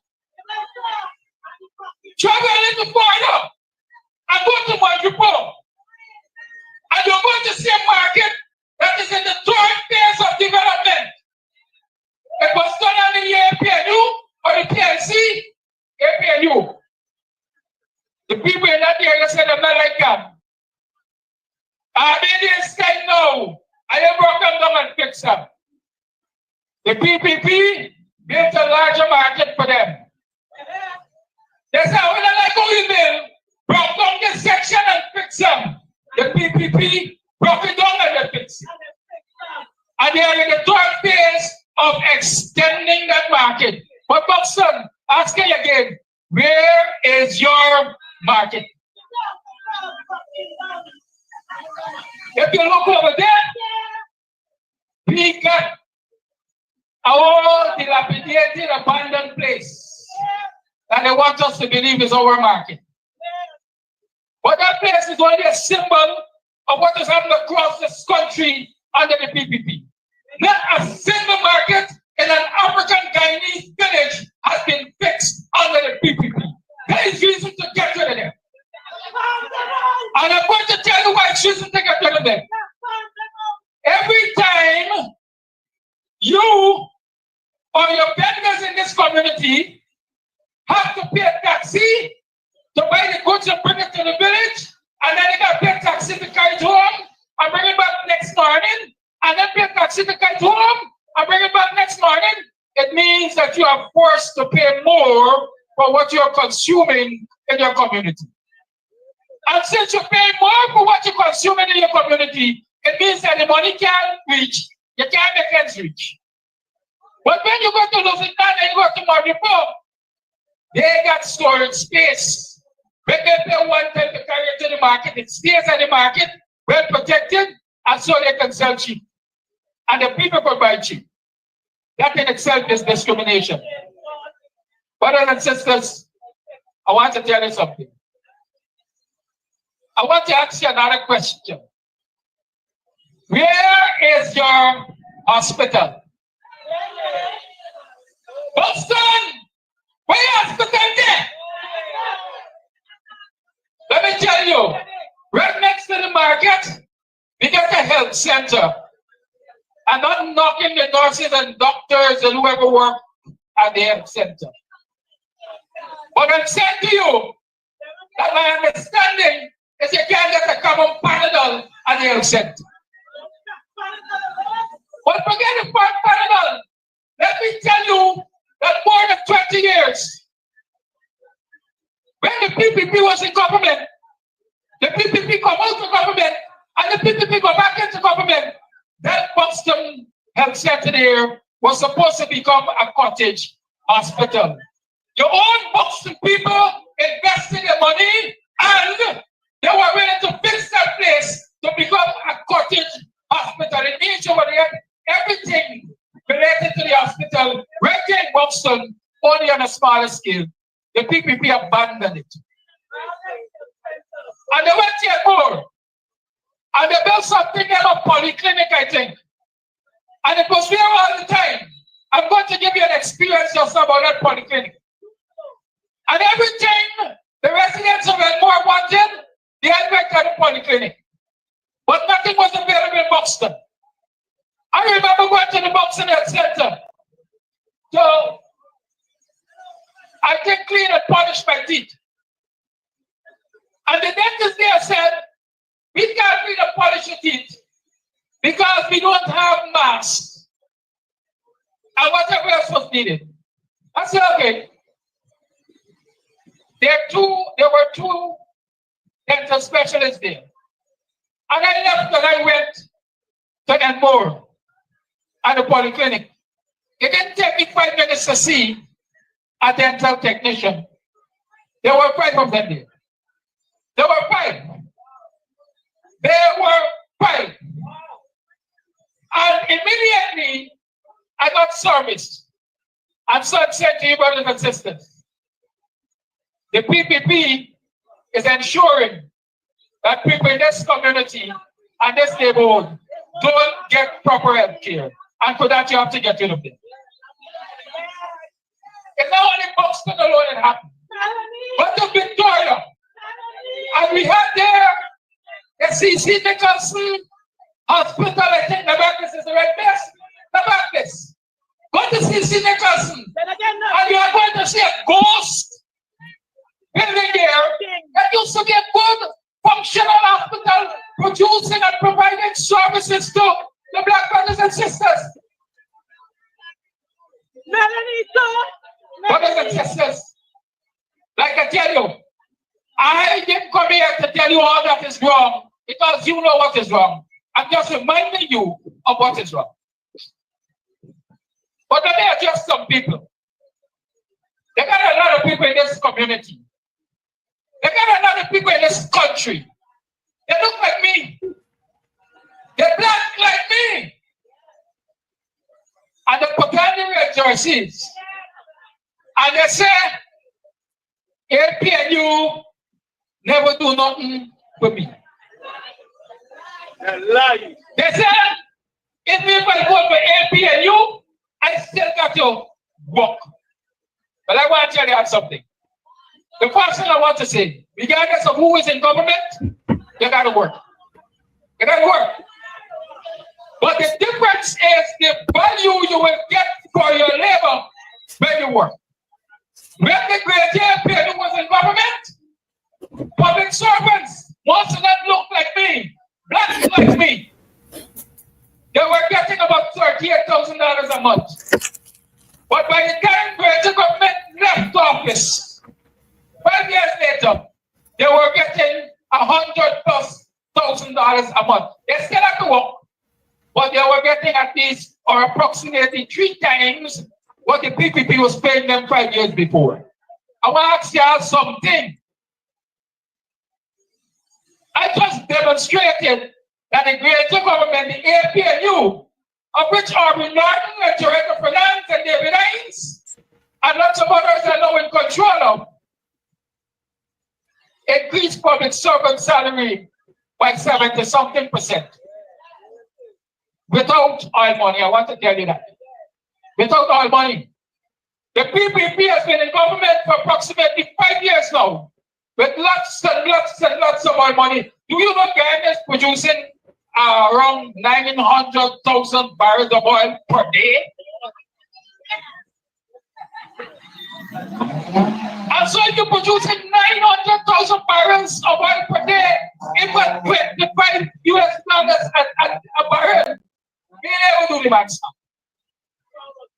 But that's a whole lot of money that the PPP is getting. The PPP presented the first $1 trillion budget in this country. There's a amount of money that they have access to. But I'm asking you this. Have public servants received 50% salary increase in pay?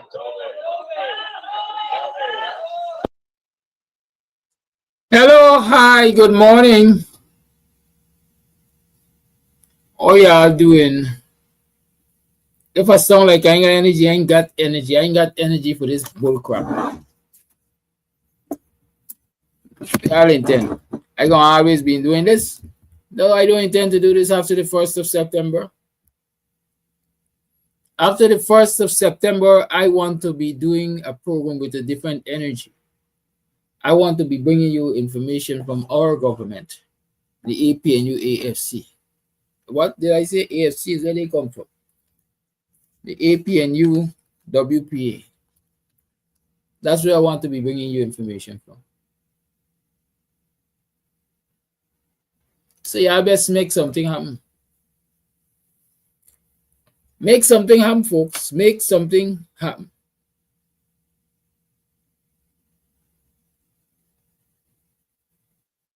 I can't keep doing this.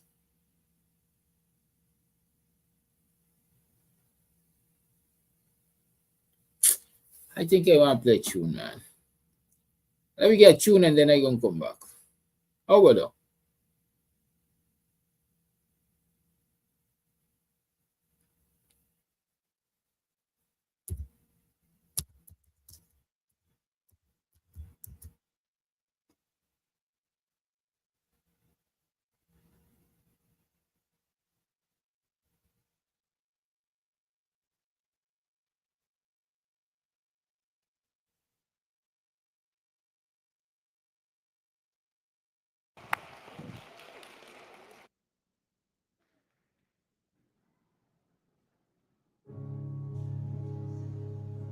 Y'all listen to this one.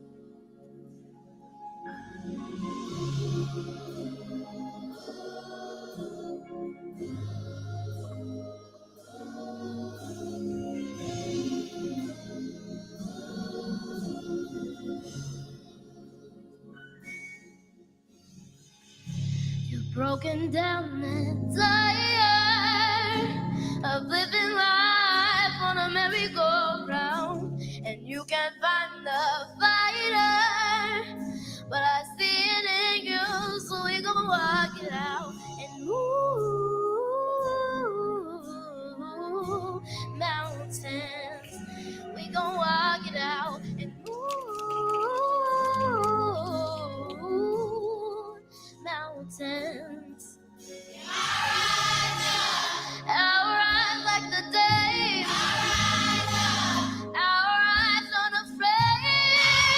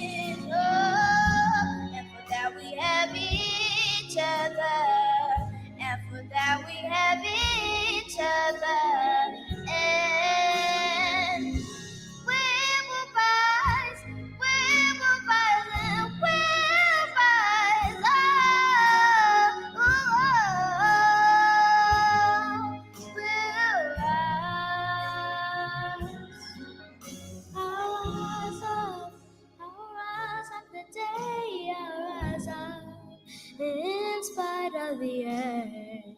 I will rise, we will rise, I will rise, we will rise. I'll rise like the day, I'll rise unafraid. I will do it 1,000.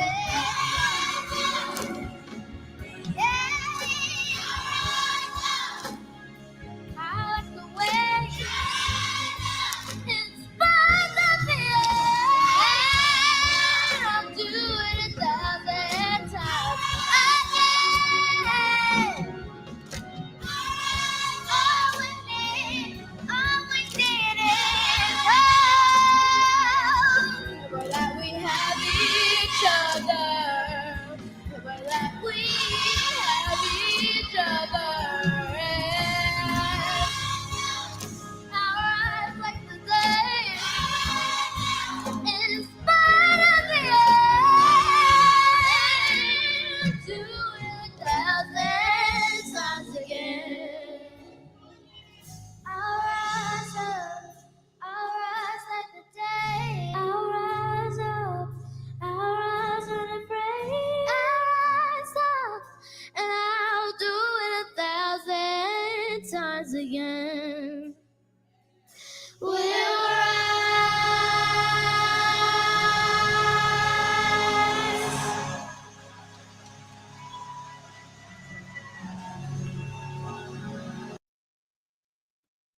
Boo for you. Boo for you. Y'all think y'all could stop my energy? Nah. Now when it comes to this fight for democracy and good governance. Morning, are you morning? Welcome to another program of the Guyanese Morning Time. It is now 11 minutes past the 8 o'clock hour on the 25th day of the 8th month. It's August 25th. You got a mere 7 days, I would think, to changing this government and getting these thieves and cooks and criminals off the backs of the Guyanese people.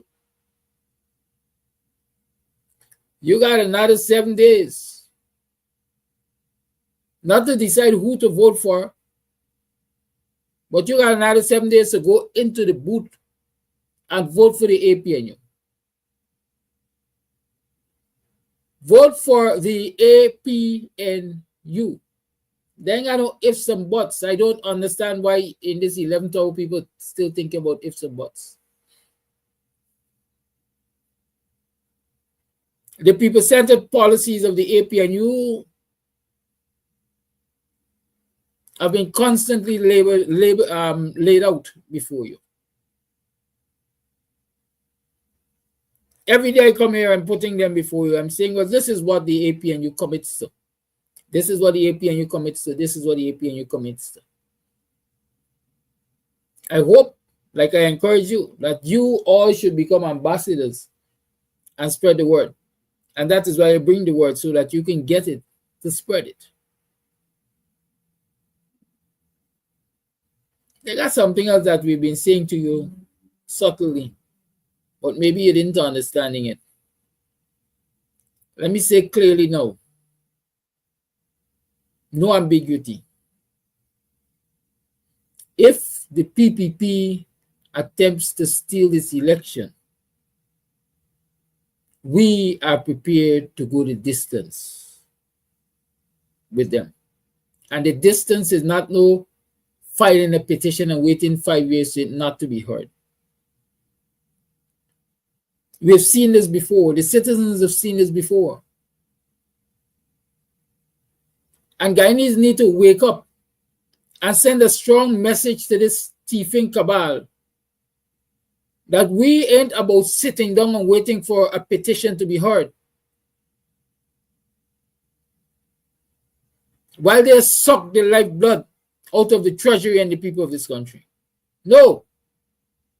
If it's war, it's war. If we have to fight in the streets and break up the country, Guyanese must be prepared to fight in the streets and break up the country, because that's how you build a democracy.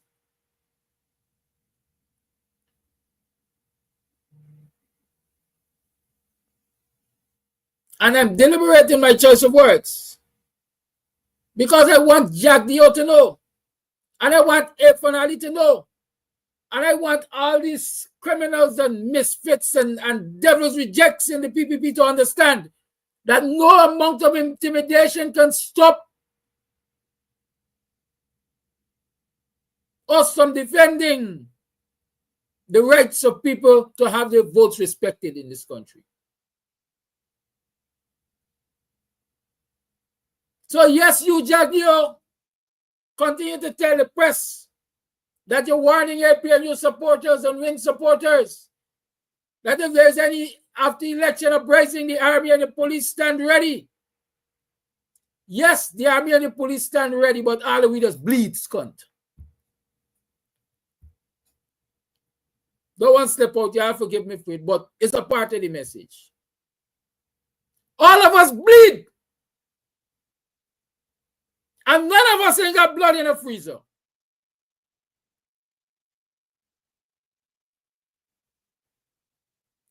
It is time this foolishness in this country stop.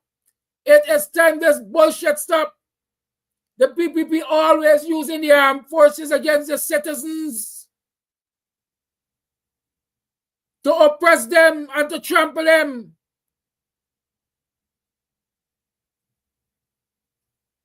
And the intimidation started months ago, and you're not talking about the sentence. The sentence and the fine, the penalty for obstructing a voter because you got a set of Surinamis that you're paying $100,000 and you're giving ID card and you're bringing them to quarantine and you're putting them up in a place, you're providing boarding and lodging for them to go and vote fraudulently.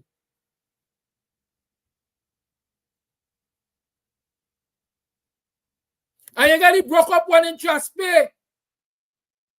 I ain't got his eye broke you up, but you got to broke up one in Traspay that waiting with the ID cards.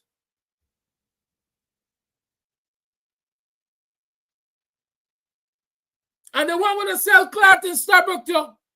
You got he. You got all of them waiting with the ID cards.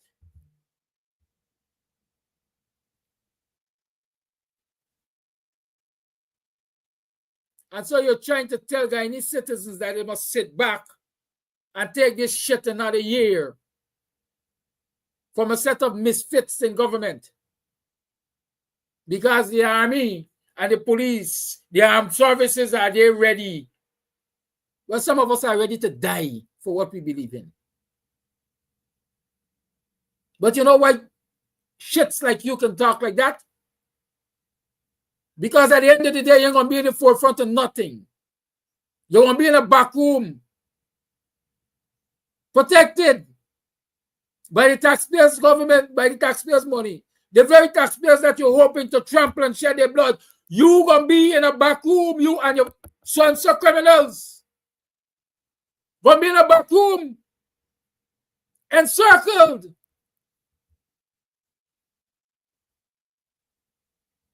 By the very armed forces that the nation's money paying for, the people who are supposed to serve and protect the citizens of this country, they're going to be protecting you and your criminal friends. This is why you could talk. So some of y'all can't walk on the street alone and talk to people and y'all will get boxed down.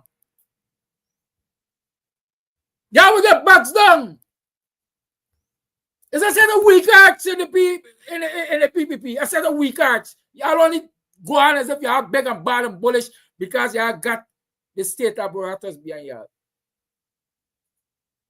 But if the jackasses in the armed forces should understand that a constitutional duty is to serve and protect the citizens of this country and not a set of frigging criminals, then things would have been different. Like Ogonsa said, if they were prepared to turn the guns in the right directions, things would have been different. On elections, they ain't got no government. They ain't got no minister.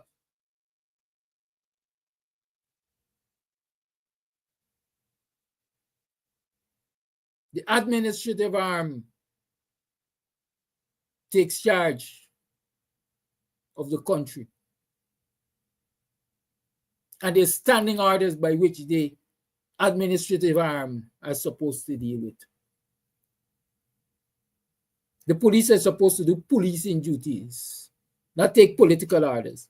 The army is supposed to be protecting the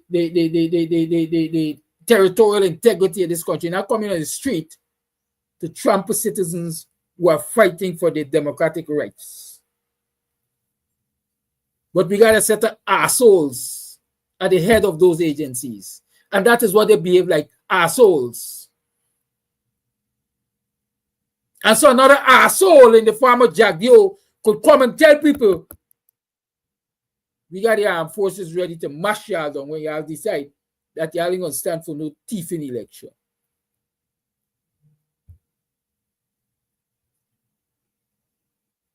Well, I am saying it this morning. Me, I am prepared to die for what I believe in. And if we have to do battle in the streets of Guyana to right the wrongs, then I'm prepared to do battle in the streets of Guyana to right the wrongs.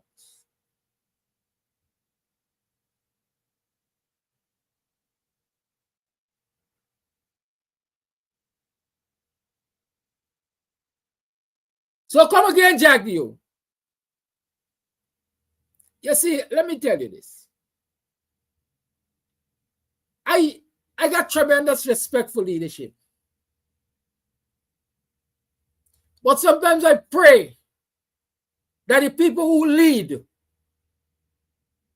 or the people who see themselves as seniors in this leadership thing had my temperament. Because we're doing battle already. We would have been doing battle already. From the time the joint services vote cannot be reconciled, we've been doing battle. Because one fraudulent vote corrupts an election. And if you are counting the joint services vote, a small percentage of the vote, a very small percentage of the voter population, the joint services vote, and you can't reconcile it. You're finding extra ballots and extra envelope and all kind of shit. Then from where I stand, the election already corrupted. Let me do battle over it. Let me do battle over it. It's best we vitiate the election at one time. It's best we call it up one time. It's best we get caretaker government. It's best we get an interim government. It's best we get something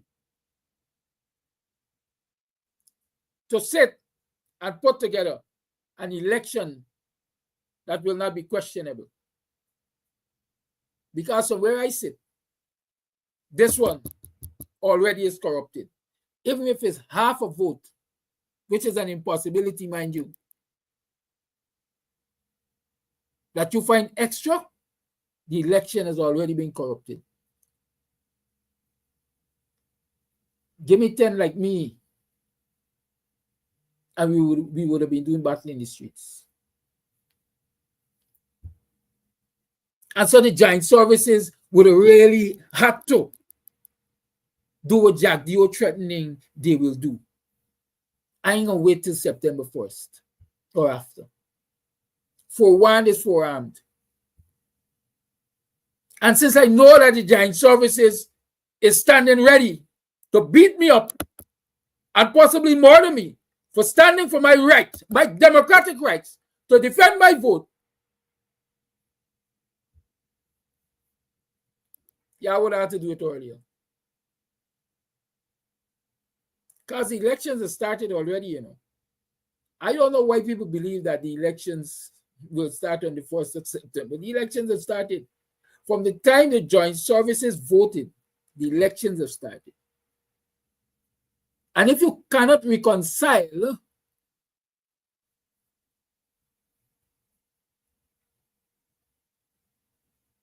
them little country bit of votes,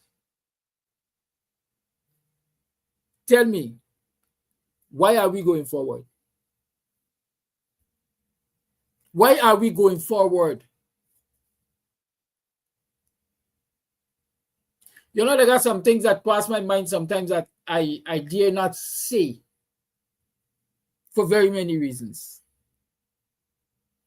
But they broke up one in Traspe, could I can't facilitate fraudulent elections. Because from where he sit, he's assured that he's going to live to see the 1st of September.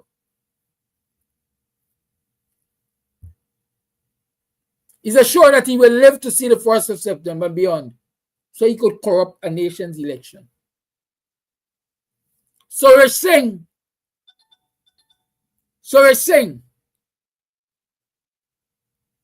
can be working with Ramson to corrupt the election because from where they sit, they are assured they will live to see the 1st of September.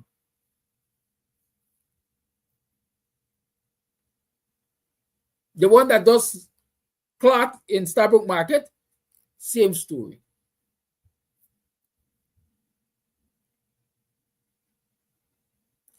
People continue to do foolishness in this country because there have been no repercussions. Critics could beat up Brian Max.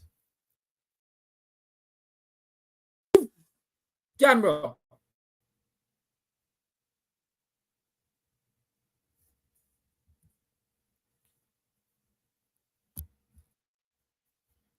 Critics could beat up Brian Max on live camera because he's assured there will be no repercussions. But one like me, Brian, they say get rich quick or die trying.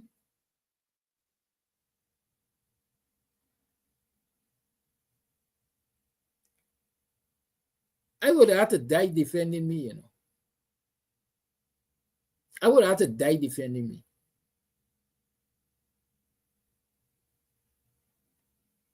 These people don't live in a bubble. They don't live in a bubble. Why people believe they could do other people things and just walk freely around the place? Good morning. Yes. No. Yeah. You know they're my program, right? Yes, I'm on here. My program ends at 9 o'clock or thereafter. No, you're not. So I would rather you talk to me after 9 because you're bugging my program. Thank you, sir.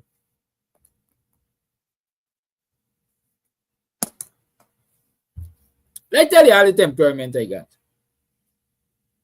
I know if you all could see it. See this here? A lot of people ask me if it's a tribal mark.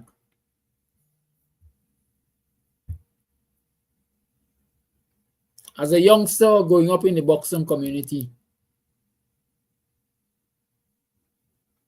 I had a good friend. People used to say we're brothers because we resemble a lot. Gary Morgan. They live somewhere over the west side now, visually impaired. And Gary had an issue with a fellow villager, Youth Manto. I oblivious. I not having no knowledge. I don't know nothing that went on. Was walking, going towards the line top to take an Afro comb to a cousin of mine. Them time, you know them wire.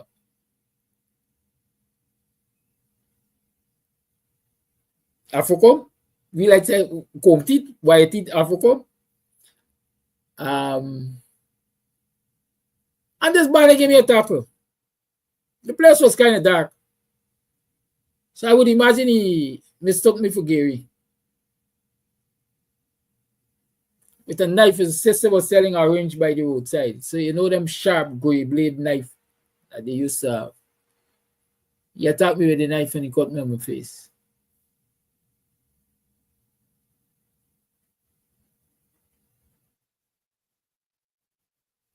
He moved out of Buxton for over 2 years.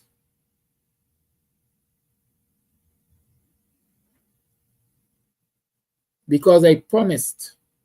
My mother and his mother, they were friends. I promised my mother that I was going to find him and I was going to right the wrong.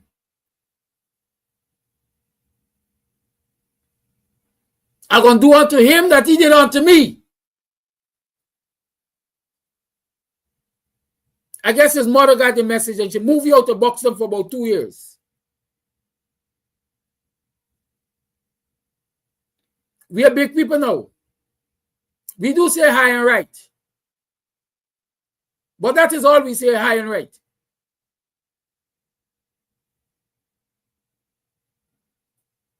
I don't forget. And I don't forgive easily.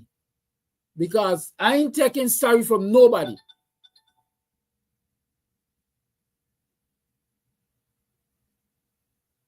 When you say sorry, the damage is already done. And so if you got it in your mind to damage me, I might as well be prepared to damage you too. It's you or me.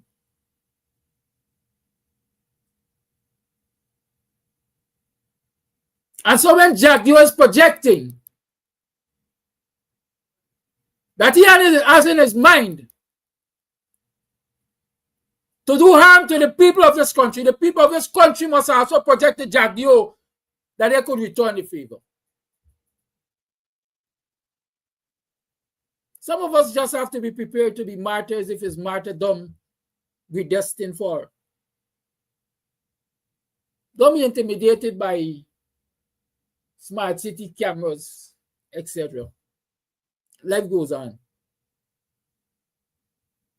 Somebody gonna take one for the team. Someone should ensure that the camera don't work.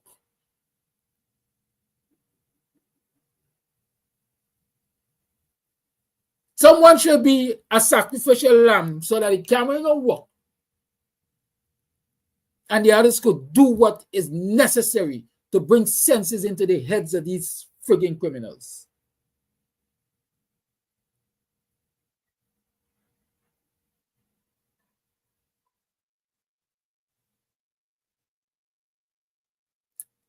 I got me a minute. Somebody there banging down my gate.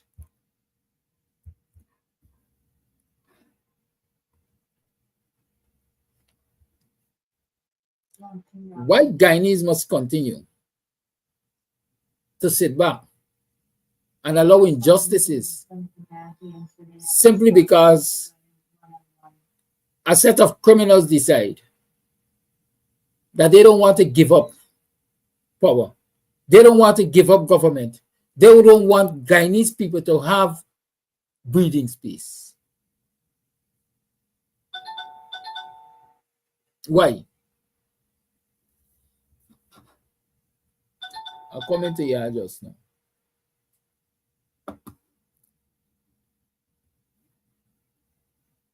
And if you see I go at the gate there and it's somebody that know that I do on my program, I ain't got time with them, you know. As just as stupid.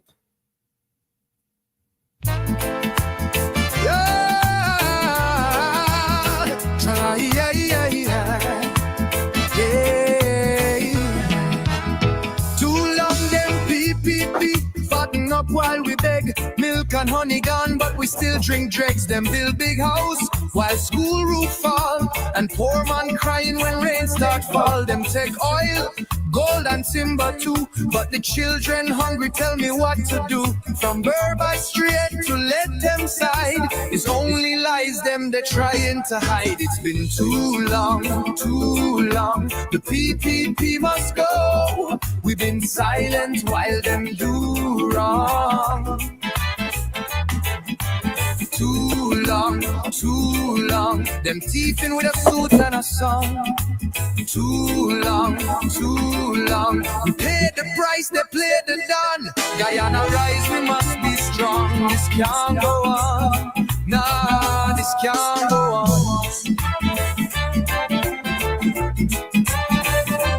Yeah, yeah, yeah.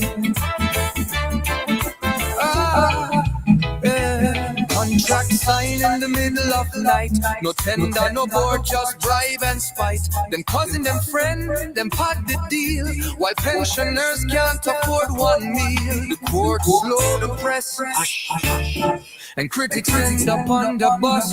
You talk too loud, they label you bad, but silence now gon' drive we mad. It's been too long, too long. The PPP must go. We've been watching while they plunder and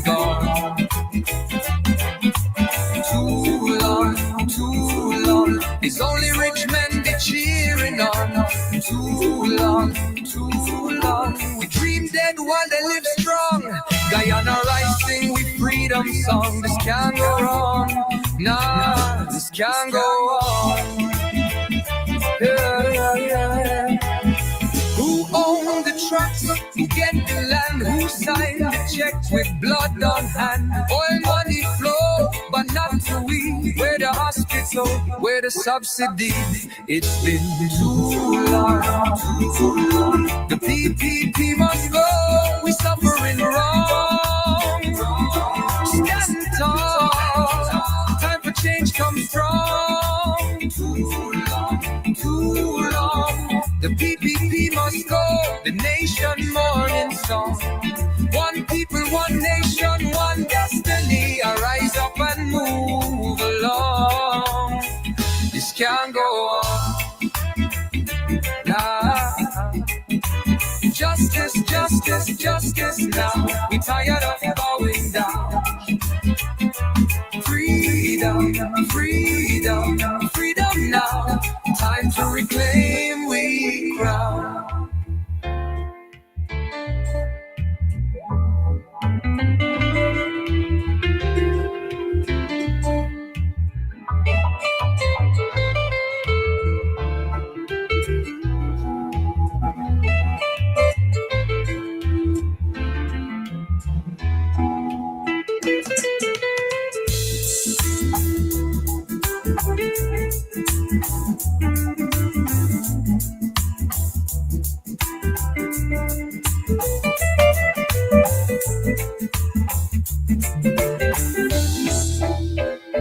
Jungle, justice, justice, justice, this now. We tired of bowing down.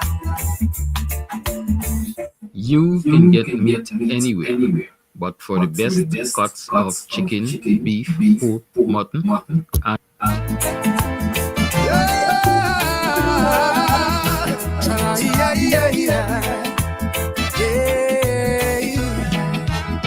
Too long them PPP button up while we beg. Milk and honey gone, but we still drink dregs. Them build big house while school roof fall. And poor man crying when rain starts fall. Them take oil, gold and timber too. But the children hungry, tell me what to do. From Berber straight to let them side. It's only lies them they're trying to hide. It's been too long, too long. The PPP must go. We've been silent while them do wrong. Too long, too long. Them teething with a voice and a song. Too long, too long. We paid the price, they played the dawn. Guyana rise, we must be strong. This can't go on. Nah, this can't go on. Yeah, yeah, yeah. Contract sign in the middle of the night. No tender, no board, just bribe and spite. Them cousin, them friend, them pot the deal. While pensioners can't afford one meal. The court slow the press. And critics end up on the bus. You talk too loud, they label you bad. But silence now gon' drive we mad. It's been too long, too long. The PPP must go.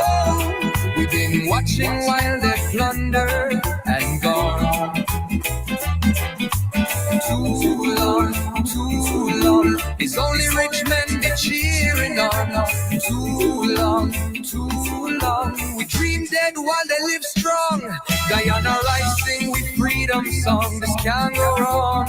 Nah, this can't go on. Yeah, yeah.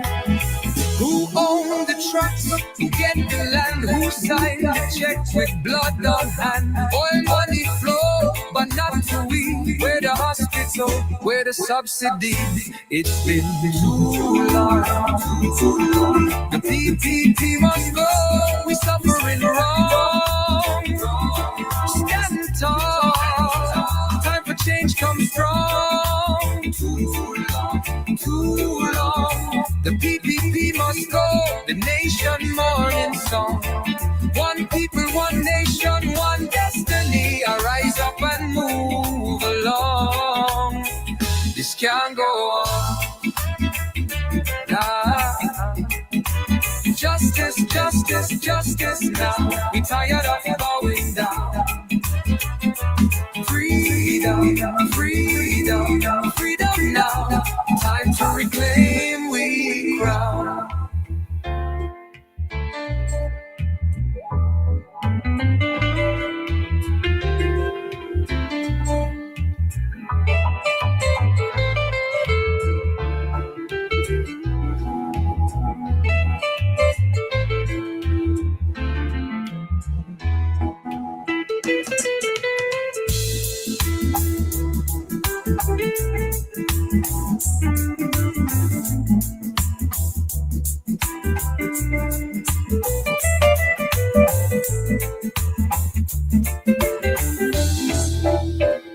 Jungle, justice, justice, justice now. We tired of bowing down. You can get meat anywhere, but for the best cuts, I see somebody saying Jack Doe should be executed or should have been executed. I want to make this clear. I'm a law and order person. I believe Jack Doe should be arrested, tried, and then face the consequences for his action. That's what I think. All of the PPP thieving corrupt cabal, all of them, the whole leadership of the PPP should be arrested, tried, and then made to face the consequences. I don't believe in extrajudicial killing, but I believe that if it comes to war, even among the populace, every man has a right to decide and defend his own destiny.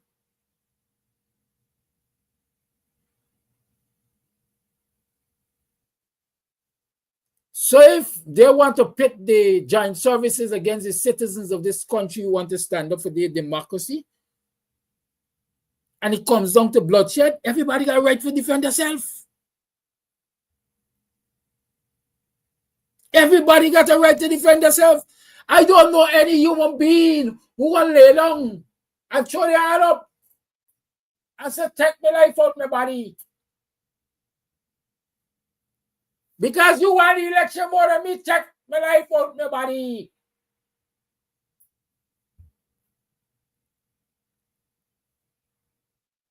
You ever look at them madmen? As we just say, they're mad people, them vegans. You ever see how they just scamper to safety when any danger presents itself? Because even they got value for their life, and they're going to do what's necessary to protect it.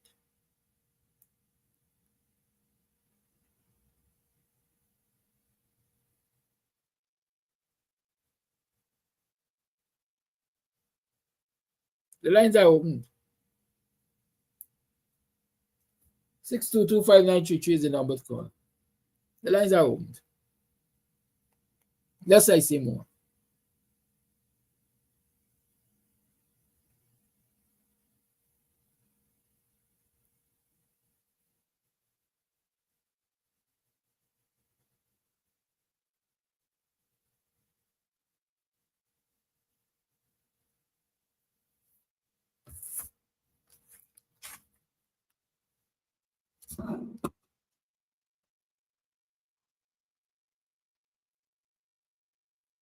Boy, I didn't want to call.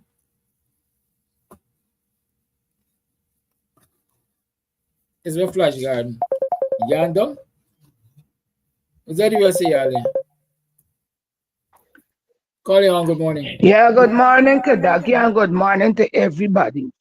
Now with this Brian Mack story, you know, I want people to understand this Brian Mack scenario. Now we all hear about the sanctions, whatever OFAC, whatever sanctions. This man now is looking to reclaim his money.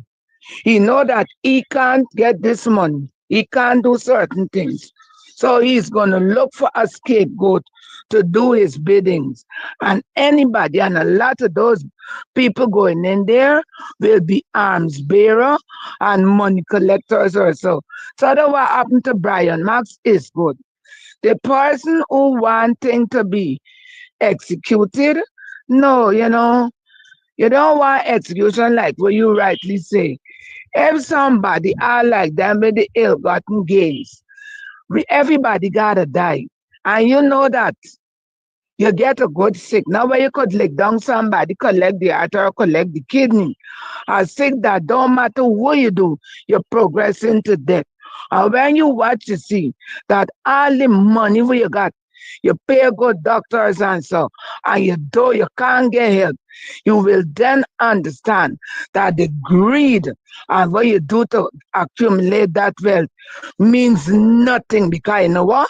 You die and leave it. Now, on Friday, with all what the people say, GCOM tried to say, you still caught military persons. I could openly say military, because only military does vote D-Day, and the ordinary voters vote E-Day, that is election day. Somebody go out and said that demand PPP win. People out there, no ballots are being counted, not until the day when the general population votes, at least in Guyana. I live in there talking about here.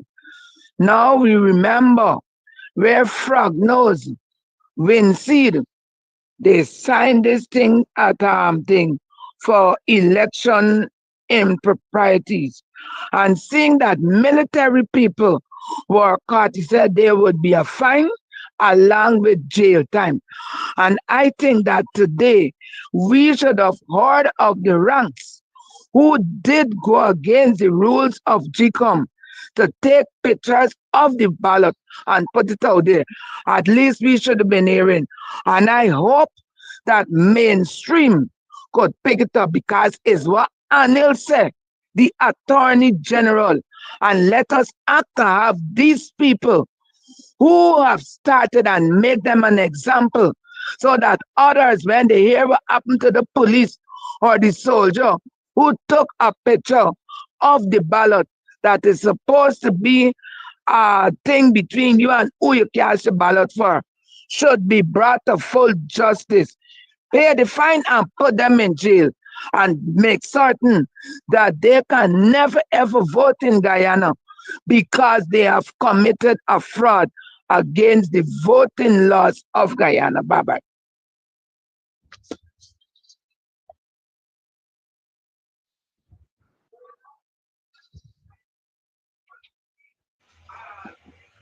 Good morning, Kadaki.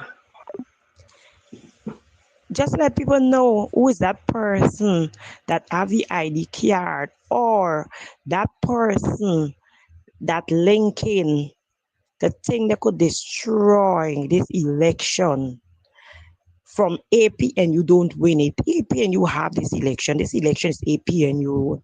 When God appoints somebody, it have no man could disappoint. For instance, the man that in Sabrok Market will want to destroy it, selling cloth. We want to know who is that person. We want to, if he have the ID card or whatsoever, because I don't know what police station you're going with it. Because we eyes are open big and wide for them this time. Big and wide, Kadaki, we eyes are open for this election. And there's only 4 of them is selling Starbuck Market, sell cloth in Starbuck Market. I work in Starbuck Market, and I'm telling you, it's only 4 of them. So we would like to know is which one of them. We would like to know is which one of them. So don't frighten to bring it out, spit it out is which one of them. Because we don't know what part, if it's the East Coast or what part you're going to pass the ID card them for anybody vote. Because we watching them. This election, we have it. We have it. It's his own. And no zombie or foul play gonna play. Because we are not taking it like that. And 2, a jail have a part of Prophecy One Deliverance Mission in Atfree Street. He's a part of it. So don't let nobody fool you. Every time people in office, there is always be a polling station. But we are watching. This election is ours. Aubrey is our new president for 2025. You have a good day and you have a blessed day. Aubrey Norton, good morning. And you continue doing the good works for Guyana.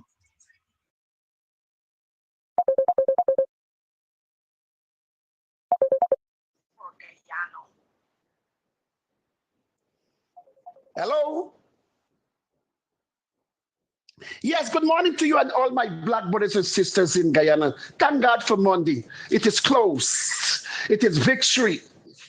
You know, let me say this before I start. I had to call off my doctor appointment. Why Flash Garden? Because I don't hold already. Me got to provide and encourage young people because young people must able after September 1st must drink milk tea 7 morning and them child mother must able to give their baby breast milk. That is the reason why doctor could wait till tomorrow morning. You know, I listened to that rally yesterday. You see that sister, I would go so far as said she will be the next prime minister for Guyana. Mistress Coretta McDonald. She used a word what I love. She said, I and my grandmother going and vote. We could put the palm where it belongs to. Thank you very much, Miss Coretta. A sister I always love. She's so powerful and content. And she always acknowledges or teaches them. She always be with them, stand up with them to the end. It's people like them we should love and elevate and put in office because they demonstrate they are no nonsense leader. Move on, Flash. I listened to Mr. Dr. Henry Jeffrey. He wasn't a fan of me, but when I become to love him and listen to him, Pan David I show, he's ready to come out and follow me. He said, Arby Norton is the only good president candidate right now, the only good leader. I want to listen to him. He mentioned something. This is the reason why I have to call up my doctor appointment. That could wait till tomorrow. Doctor does only program elderly people because they don't make money for young people. It's old people like me. Get to the point, Flash Garden.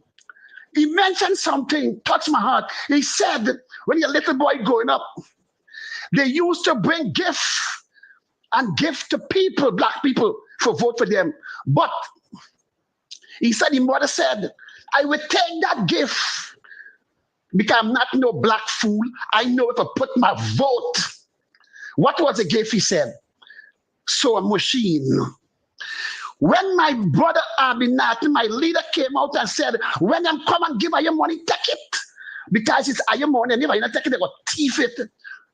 Politicians come and say, oh God, no, Abinati, don't like what Abinati said.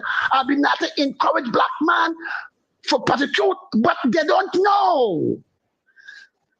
I'm glad Mr. Henry Jeffrey mentioned that for tell us. No way ever put our vote. Don't be stupid. Let them be stupid. Because they're calling us fools for giving us things, for putting them back in office. I question is this over and over.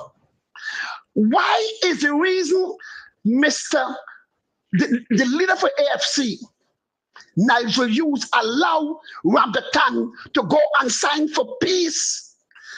For what kind of peace of conduct or some nonsense? Why Nigel Hughes did that? Watch Mohammed. Mohammed signed too.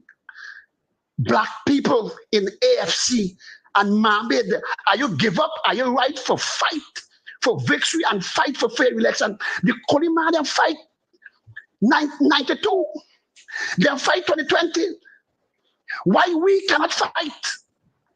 Thank you very much. I'll talk to you Wednesday. Karaki, blessings and good morning to you, my brother, and our listeners, to the diaspora, 4 corners of the globe. Kadaki, I wake up this morning because God gave me life to see another day and another beginning. And I'm very grateful for the gift of life. Kadaki, this thing been bothering me from since last week. I listened to an interview with Leonard Craig and Wendell Jeffrey. And I was most upset when Wendell Jeffrey, I think he's a pastor, posed certain questions to Leonard Craig. And Leonard Craig answered, but I'm giving you it in my own words, in my own way of understanding. Wendell Jeffrey asked him if he think that the PPP does treat Black people fair. And Leonard Craig answer was yes. And talk about education and university stuff and all this kind of goat kakabut story. Why he ain't speak about apology? They cut the allowances in half. Why he ain't speak about that? They take an Indian man to represent Black man in the UN. It's Vincent Alexander who had to go away to represent Black people in the UN voluntarily. This is the kind of dotishness this man, a Black man, talking about trying to defend a thief and a criminal named Jack Doe and Afan Ali. He trying to defend them. And talking about he is a man of God. So Wendell Jeffrey asked him about the comment he make on the platform. He turned and asked him to if he would like to apologize. He said that is not anything to apologize for, but he go a little too far. Something wrong with this fella, boy. Something wrong with him. But Leonard Craig, he says he's a man of God. But you see, when them guys going to heaven, they have to be banging down heaven door because the door wouldn't open. And you see, he's nothing else more than a lick bottom political prostitute. The fella had no shame by Bharat is using them now because then Bharat realized he back against the wall. So Bharat he will do anything to get himself out. But Bharat don't like all you. He using all you. He using all you. And I don't understand how people like Wallace go to good school and get good education and behaving so illiterate. But Bharat is a thief, he dishonest, he lied, he wicked, he's a murderer, and he controlling all your mind. Shame at all you. Shame at all you. Kakadaki, I realize that you're upset this morning, and I really don't want to cause a double upset. So let me cool myself and think, and I am out and listening. Good morning to you, my brother, and to the listening public. So I want to send a message to the armed forces and to the leaders of this government, especially Jagrio, who stated in the media that if there's any instability, there will be consequences. He would use the armed forces against such activity. But let me say to the armed forces and to Jagdio by extent, because apparently the APNU is afraid to say it. Yes, you can use the armed forces, But I want the armed forces to remember that you have family too. And if you think you're going to come on the street and shoot our family down, who will be there to protect your family? Not even the police compound can protect them. And to Jagdeo, you would have to be a part of the fight too. And to all the Indians, Amerindians, and every other ethnicity, Chinese, every other ethnicity in this country, they would have to be a part of the fight too. Because the fight would not be between black people and black people alone. The fight is going to come to every ethnicity in this country. So when you feel that you're down threatening people, a grave awakening is waiting for every single one who think that the armed force is going to defeat those who will stand up for the right. Peace out.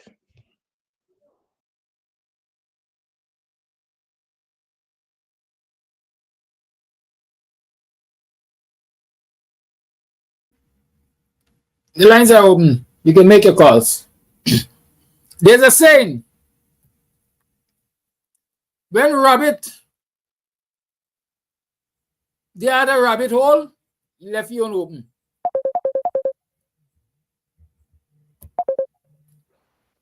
Call it on. A blessed good morning, Mr. Kadaki, to you and your viewing and listening audience.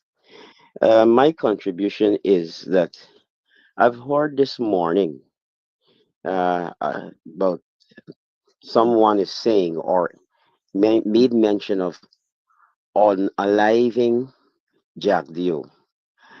I personally, as a citizen, a respectful citizen of this country, do not encourage or promote any violence to that nature, but rather I would like to say and make mention that Bharat Jagdeo have successfully, if anything that Jagdeo have succeeded in this country as a president and a former president, is to ensure that Guyana is in an unstable position and is a divided nation. And because of that, Jagdeo, as an individual, as a president, a former president, need to be charged, and that charge that's supposed to be instituted against him supposed to be a treason charge. Reason being that if you listen to if you watch the history of our country, never since we have gotten independence, I want the whole world and the Guyanese people to understand this. Since Guyana have gotten independence in 1966, Guyana had never ever find itself in this position where respect, dignity, and honor as a people under the leadership of any government, like the PPP government and the Barjagdio Ali regime. Mr. Gadaki, it is very, very distasteful and shameful to see how Guyanese are being treated and Guyanese are being watched not only within the country but all over the world.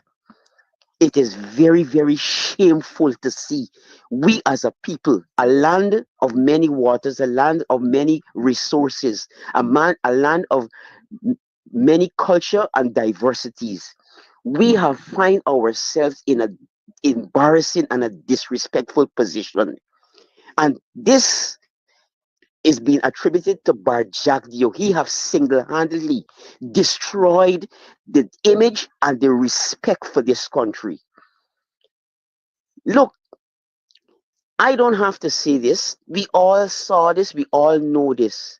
If you check the records of the destruction that has occurred into this country here, it is countless. You can't even if you write a book, you cannot complete that book. Mr. Kadaki, it is very, very, very disrespectful from Barjagdio. I wouldn't even call Ethan Ali because he's a scapegoat. Because if he cannot pronounce basic words that a primary student can pronounce, how can he become a president? That is to show you the lawlessness from that administration that is called the PPP. Any child in this country, regardless of race, religion, or creed, can no longer look up with their head upright with dignity.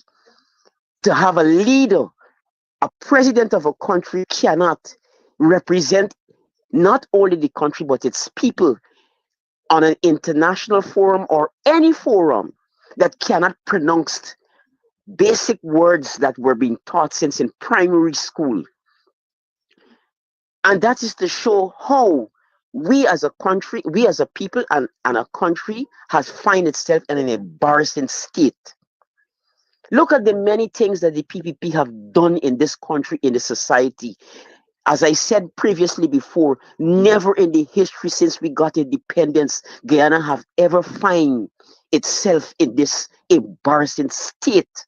And people are proudly representing this administration that took this country in that position. The burning of schools, even recently in Kukwani, a school has been burnt. All these schools and these buildings has been burnt. This is obvious, Mr. Kadaki.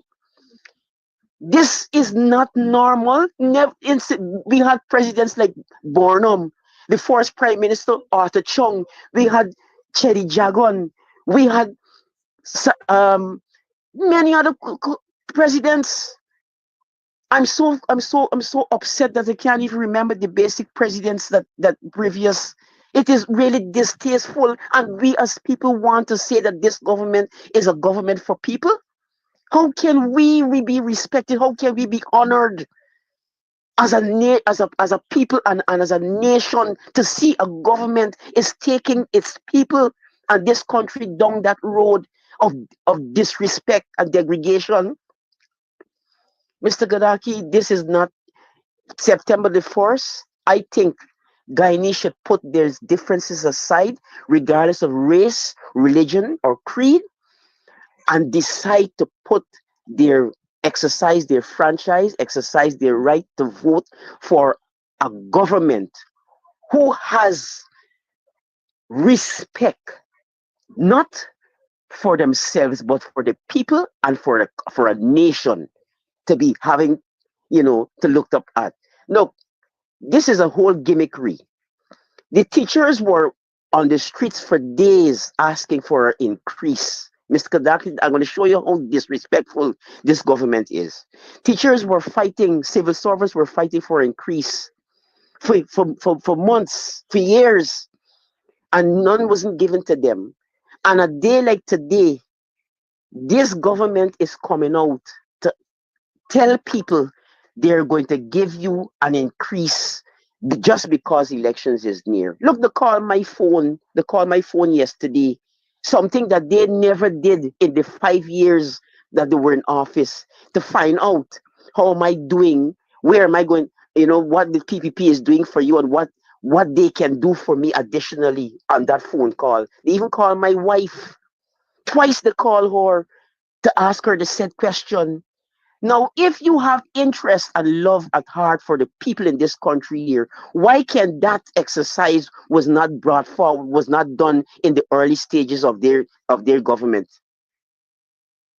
This is a whole gimmickry from the PPP party, and they've got an old saying, old people always saying, let me quote this proverb, a promise is a comfort to a fool, because anytime you place this regime back into office, they will be very, very, very worst to the people of this country here. And I want the East Indian people to understand this. I'm not attacking them personally. I don't have anything personal against East Indian people, because when you check our bloodlines, we are related one way or the other. We got an East Indian family somewhere along the line. We got an indigenous family somewhere along the line. So I don't advocate racialism.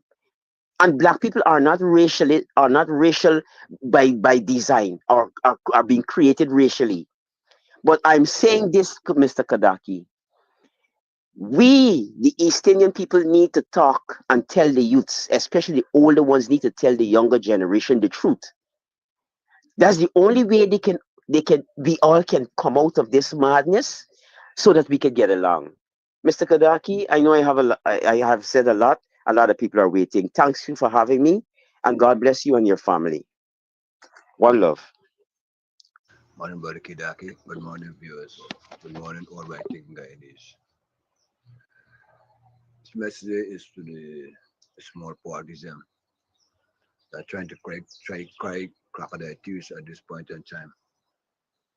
I know there is some problems here, but we have to be careful, guys.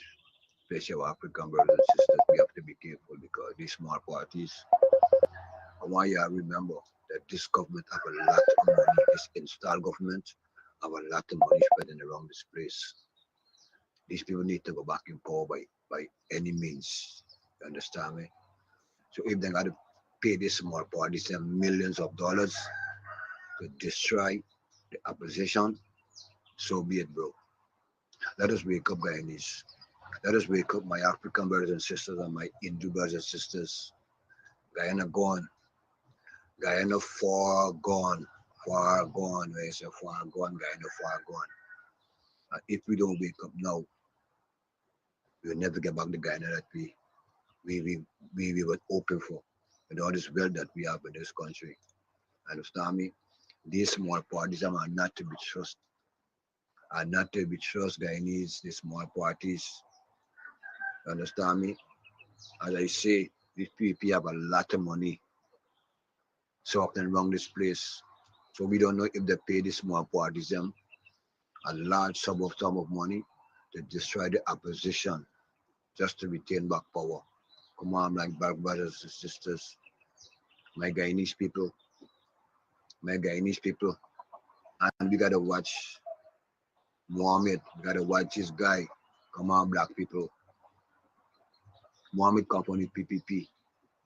Mohammed helped destroy black people from the PPP. Come on, bro. There's no difference between the PPP and Mohammed black people. Where you have followed this man?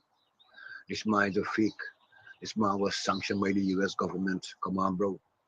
What's wrong with y'all? And look at the crime that this man alleged commits to be sanctioned by the US. Come on, bro. Gold smuggling, money laundering, and all others attached to that. Come on, Guyanese people, is the PPP we looking at there? Is the PPP, this is the man where I want to be present in this country for all the illegal thing going on in this country? We don't know if this man sign on with some big countries, as I must, some big Muslim countries to take away all our patrimony out of this country. Come on, Guyanese people, something in the matter. Guyanese people, we wake up. We have few days to make our right decision, Guyanese people. We have few days more to go. Come on, man. Let me listen to those platforms, the PPP. Mohammed don't have no platform. Listen to PPP platform. Share ignorance. You know, like when you are cleaning a septic tank, flushing out the septic tank with shit. That is what coming out of the PPP mouth. Loose shit, stink shit, tank load of shit. Man, listen to these people. Share ignorance to the highest. And these is people that are running this country. Come on, Guyanese. I want to run back this country. Come on, Guyanese people. These people thieving everything out of Guyana. Thieving everything and sell it to the white Caucasian them that have us in slavery for how much years. Is the white man they're selling this country out to. Come on, Guyanese people. Let me wake up. Let me wake up, buddy. Let me put Mr. Norton. Look at Mr. Norton team. Look at that man team. You look around and see any other platform of such an intelligent and competent team. Come on, bro. We don't have no baggage. All the rest of parties have baggage. The PPP and Mohammed. They have a train load of baggage. They have a plane load of baggage. Come on, bro. Let me wake up, Guyanese people. Let me wake up. Few days to go. Few days for the opposition to take us to the promised land. A few days, fellas. Few days. Let me wake up. And your viewers, y'all have an awesome day.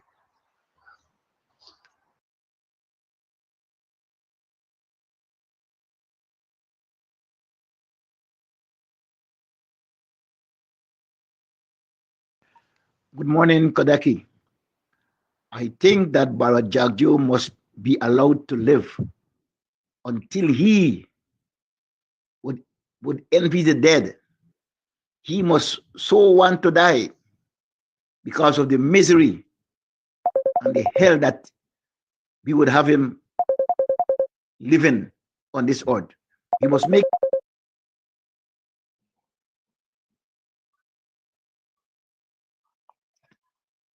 Good morning, Mr. Kadaki. Call it on. Good morning, Mr. Kadaki. Thank you for taking my call. The last caller mentioned that Indo-Guyanese and Afro-Guyanese are families, so I just want you to remember that. Mr. Kadaki, I want to bring you back to a couple of weeks ago. You mentioned GCOM is facilitating overseas voting. Could you confirm or deny if that's still going to happen? Oh, are you going to answer me, Mr. Kadaki? No, I won't answer you. But remember, Not by the things that I want to say to you, so I won't answer you. No, but you said that a couple of weeks ago. I just want to confirm. The last remain home 6225933 is the number to call. You tune to the Guyanese Morning Time. I am your host, Kidaki Amsterdam. Make his life miserable that he would envy the dead, he would want to die and would not be able to. That kind of life we want him to live. Bye.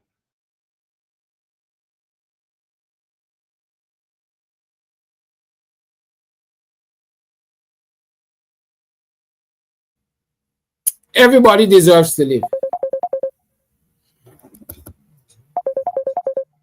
But everybody deserves to face the consequences too. Call you on, good morning. Good morning, Karaki, and good morning to all Guyanese. Have no fear. Just keep doing what we're doing. Have no fear. Have no fear. Stand up for what you believe, people. Stand up. God is on our side. I know it. Listen, one thing more I want to talk about. This Mohammed. People still want to vote for Mohammed after all that we're talking about Mohammed is a PPP propaganda. People still want to vote for Mohammed. Now, you hear what Doran Best, the guy, he came out and make a video and talk about his dealing with Mohammed and so on and his party and all of that. After all of that, people still want. I telling people already that this guy is a dictator. I see that right away with the story with Daggy and the lady and so on. I see Jim Jones' tendency inside of the man right there. More and more thing people saying. You ask people, I still want to vote for Mohammed? And I think I want to change. What kind of change you all want? From the frying pan into the fire? I don't know what Guyanese, I pray like your eye open. Black people, like eyes open. I don't know what you're doing. All these people here is one setup, is a big lie setup, the same Mohammed. Don't make a couple dollar fool you. You could get $100,000 for go and vote, but in a week or a month they finish. And when they finish, what's gonna happen? You gotta be a slave for the rest of the next 5 years because whatever he tell you do, you gotta do. And if you talk out the story, kill you too. Eh? Are you stupid anyway? Are you call yourself scrape and so boy not stupid because I wouldn't go and hold electric wire and get shocked and dead. Neither I wouldn't go and jump in front of a car. You are care for your life. So if you are care for your life, you are best listen to wise counsel. You know, Isaiah 43, oh God, that scripture will give you about the situation there for the APNU. You know, in verse 8, he talk about bring out the people that have eyes and cannot see, and hears, but they cannot hear. We mean when you say they cannot hear, they're hearing, but they're not understanding. They're stubborn in their mind, in their ways. They're seeing it in front of them, danger, but yet still, they rather to walk into that just for a few dollars. Remember, money is a tool, and that is what the people, the PPP and Mohammed using. Forget the way you want it. It's a tool. You think a man will love money, gonna take his money and share it out and get it like that? I go ahead. Anyway, we praying that you all get sense and come and vote APNU because it's the biggest block of people on one side.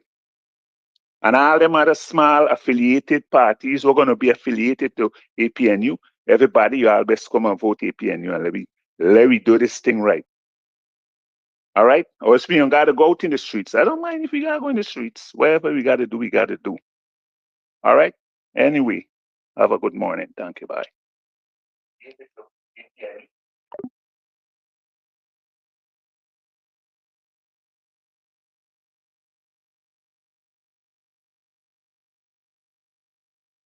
Good morning, Kadaki. Good morning to all of your viewers. Kadaki, for Guyana to grow, the PBP must go.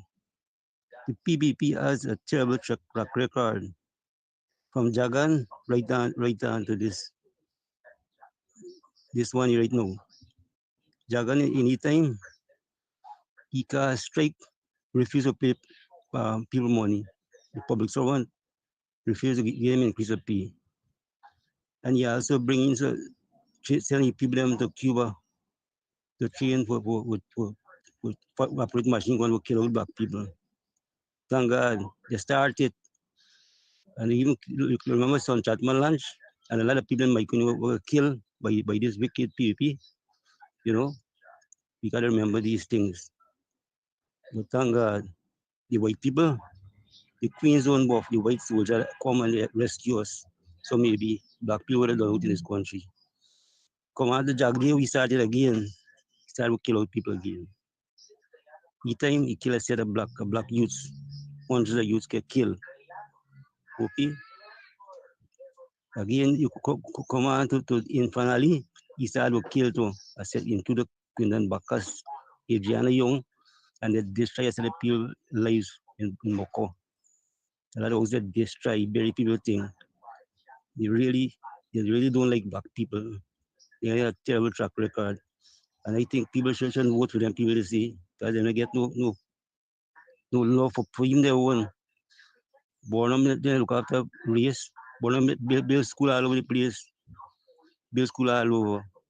You had peace. Green John all did some good things also. They had race. They were more patriotic, they were Guyanese. But PvP, because the PvP, because you turn PvP upside down, you get the mark of the beast, 666, the mark of the beast, the mark of the devil. It's a demonic party. People shouldn't vote for them. So, Kadaki, you get a terrible. Don't vote. Mr. Kadaki, I don't understand and know what happened to these black people cheering. Some big women also that just see people following Muhammad and they don't know the reason for their joining. I hear Muhammad go on social media and say that, oh, Mr. Ali never do nothing for me. We are just Muslim brothers. He never grant me no favor. When they say Muhammad show on his phone where he and Muhammad had conversation pertaining to Islamagiri, and where Muhammad say, all right, I would look into it. I would look after it. And he say, thank you, sir. Now he coming out and say that Muhammad Ali never do nothing for you. You see the wickedness in this man. And I think he got a lot of surprise for them with following him. I think he got a lot of surprise for them. INC bring out a manifesto. INC showing the people them what he choose for put in the government as parliamentarians. Only the one where you see been in your party, and then she come in APNU, and now she gone ready as she walking behind me.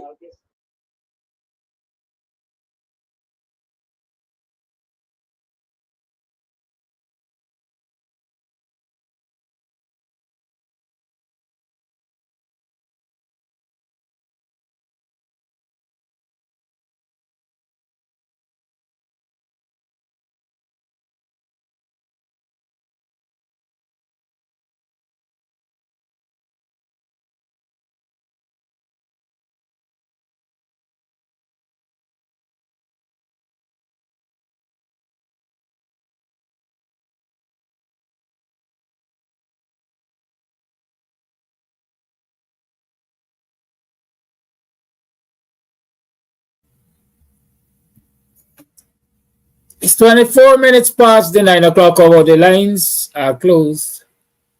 And this is where I bring the curtain down on today's program.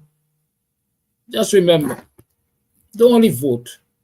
Be prepared to defend your vote. And let people understand that no amount of intimidation will stop you from defending your vote. Your vote is your right. I don't have to repeat anything that the other callers said. They have said it all. I am reiterating. I don't believe in extrajudicial killing. If people commit wrong, they should be arrested, charged, and made to face the consequences. I stand by that. But in a war, if you declare war on the people, every man, woman, and child has a right to defend his life and livelihood. Y'all have a good one. Much love. And tough love is love too. As Ogonse would say, be battle ready.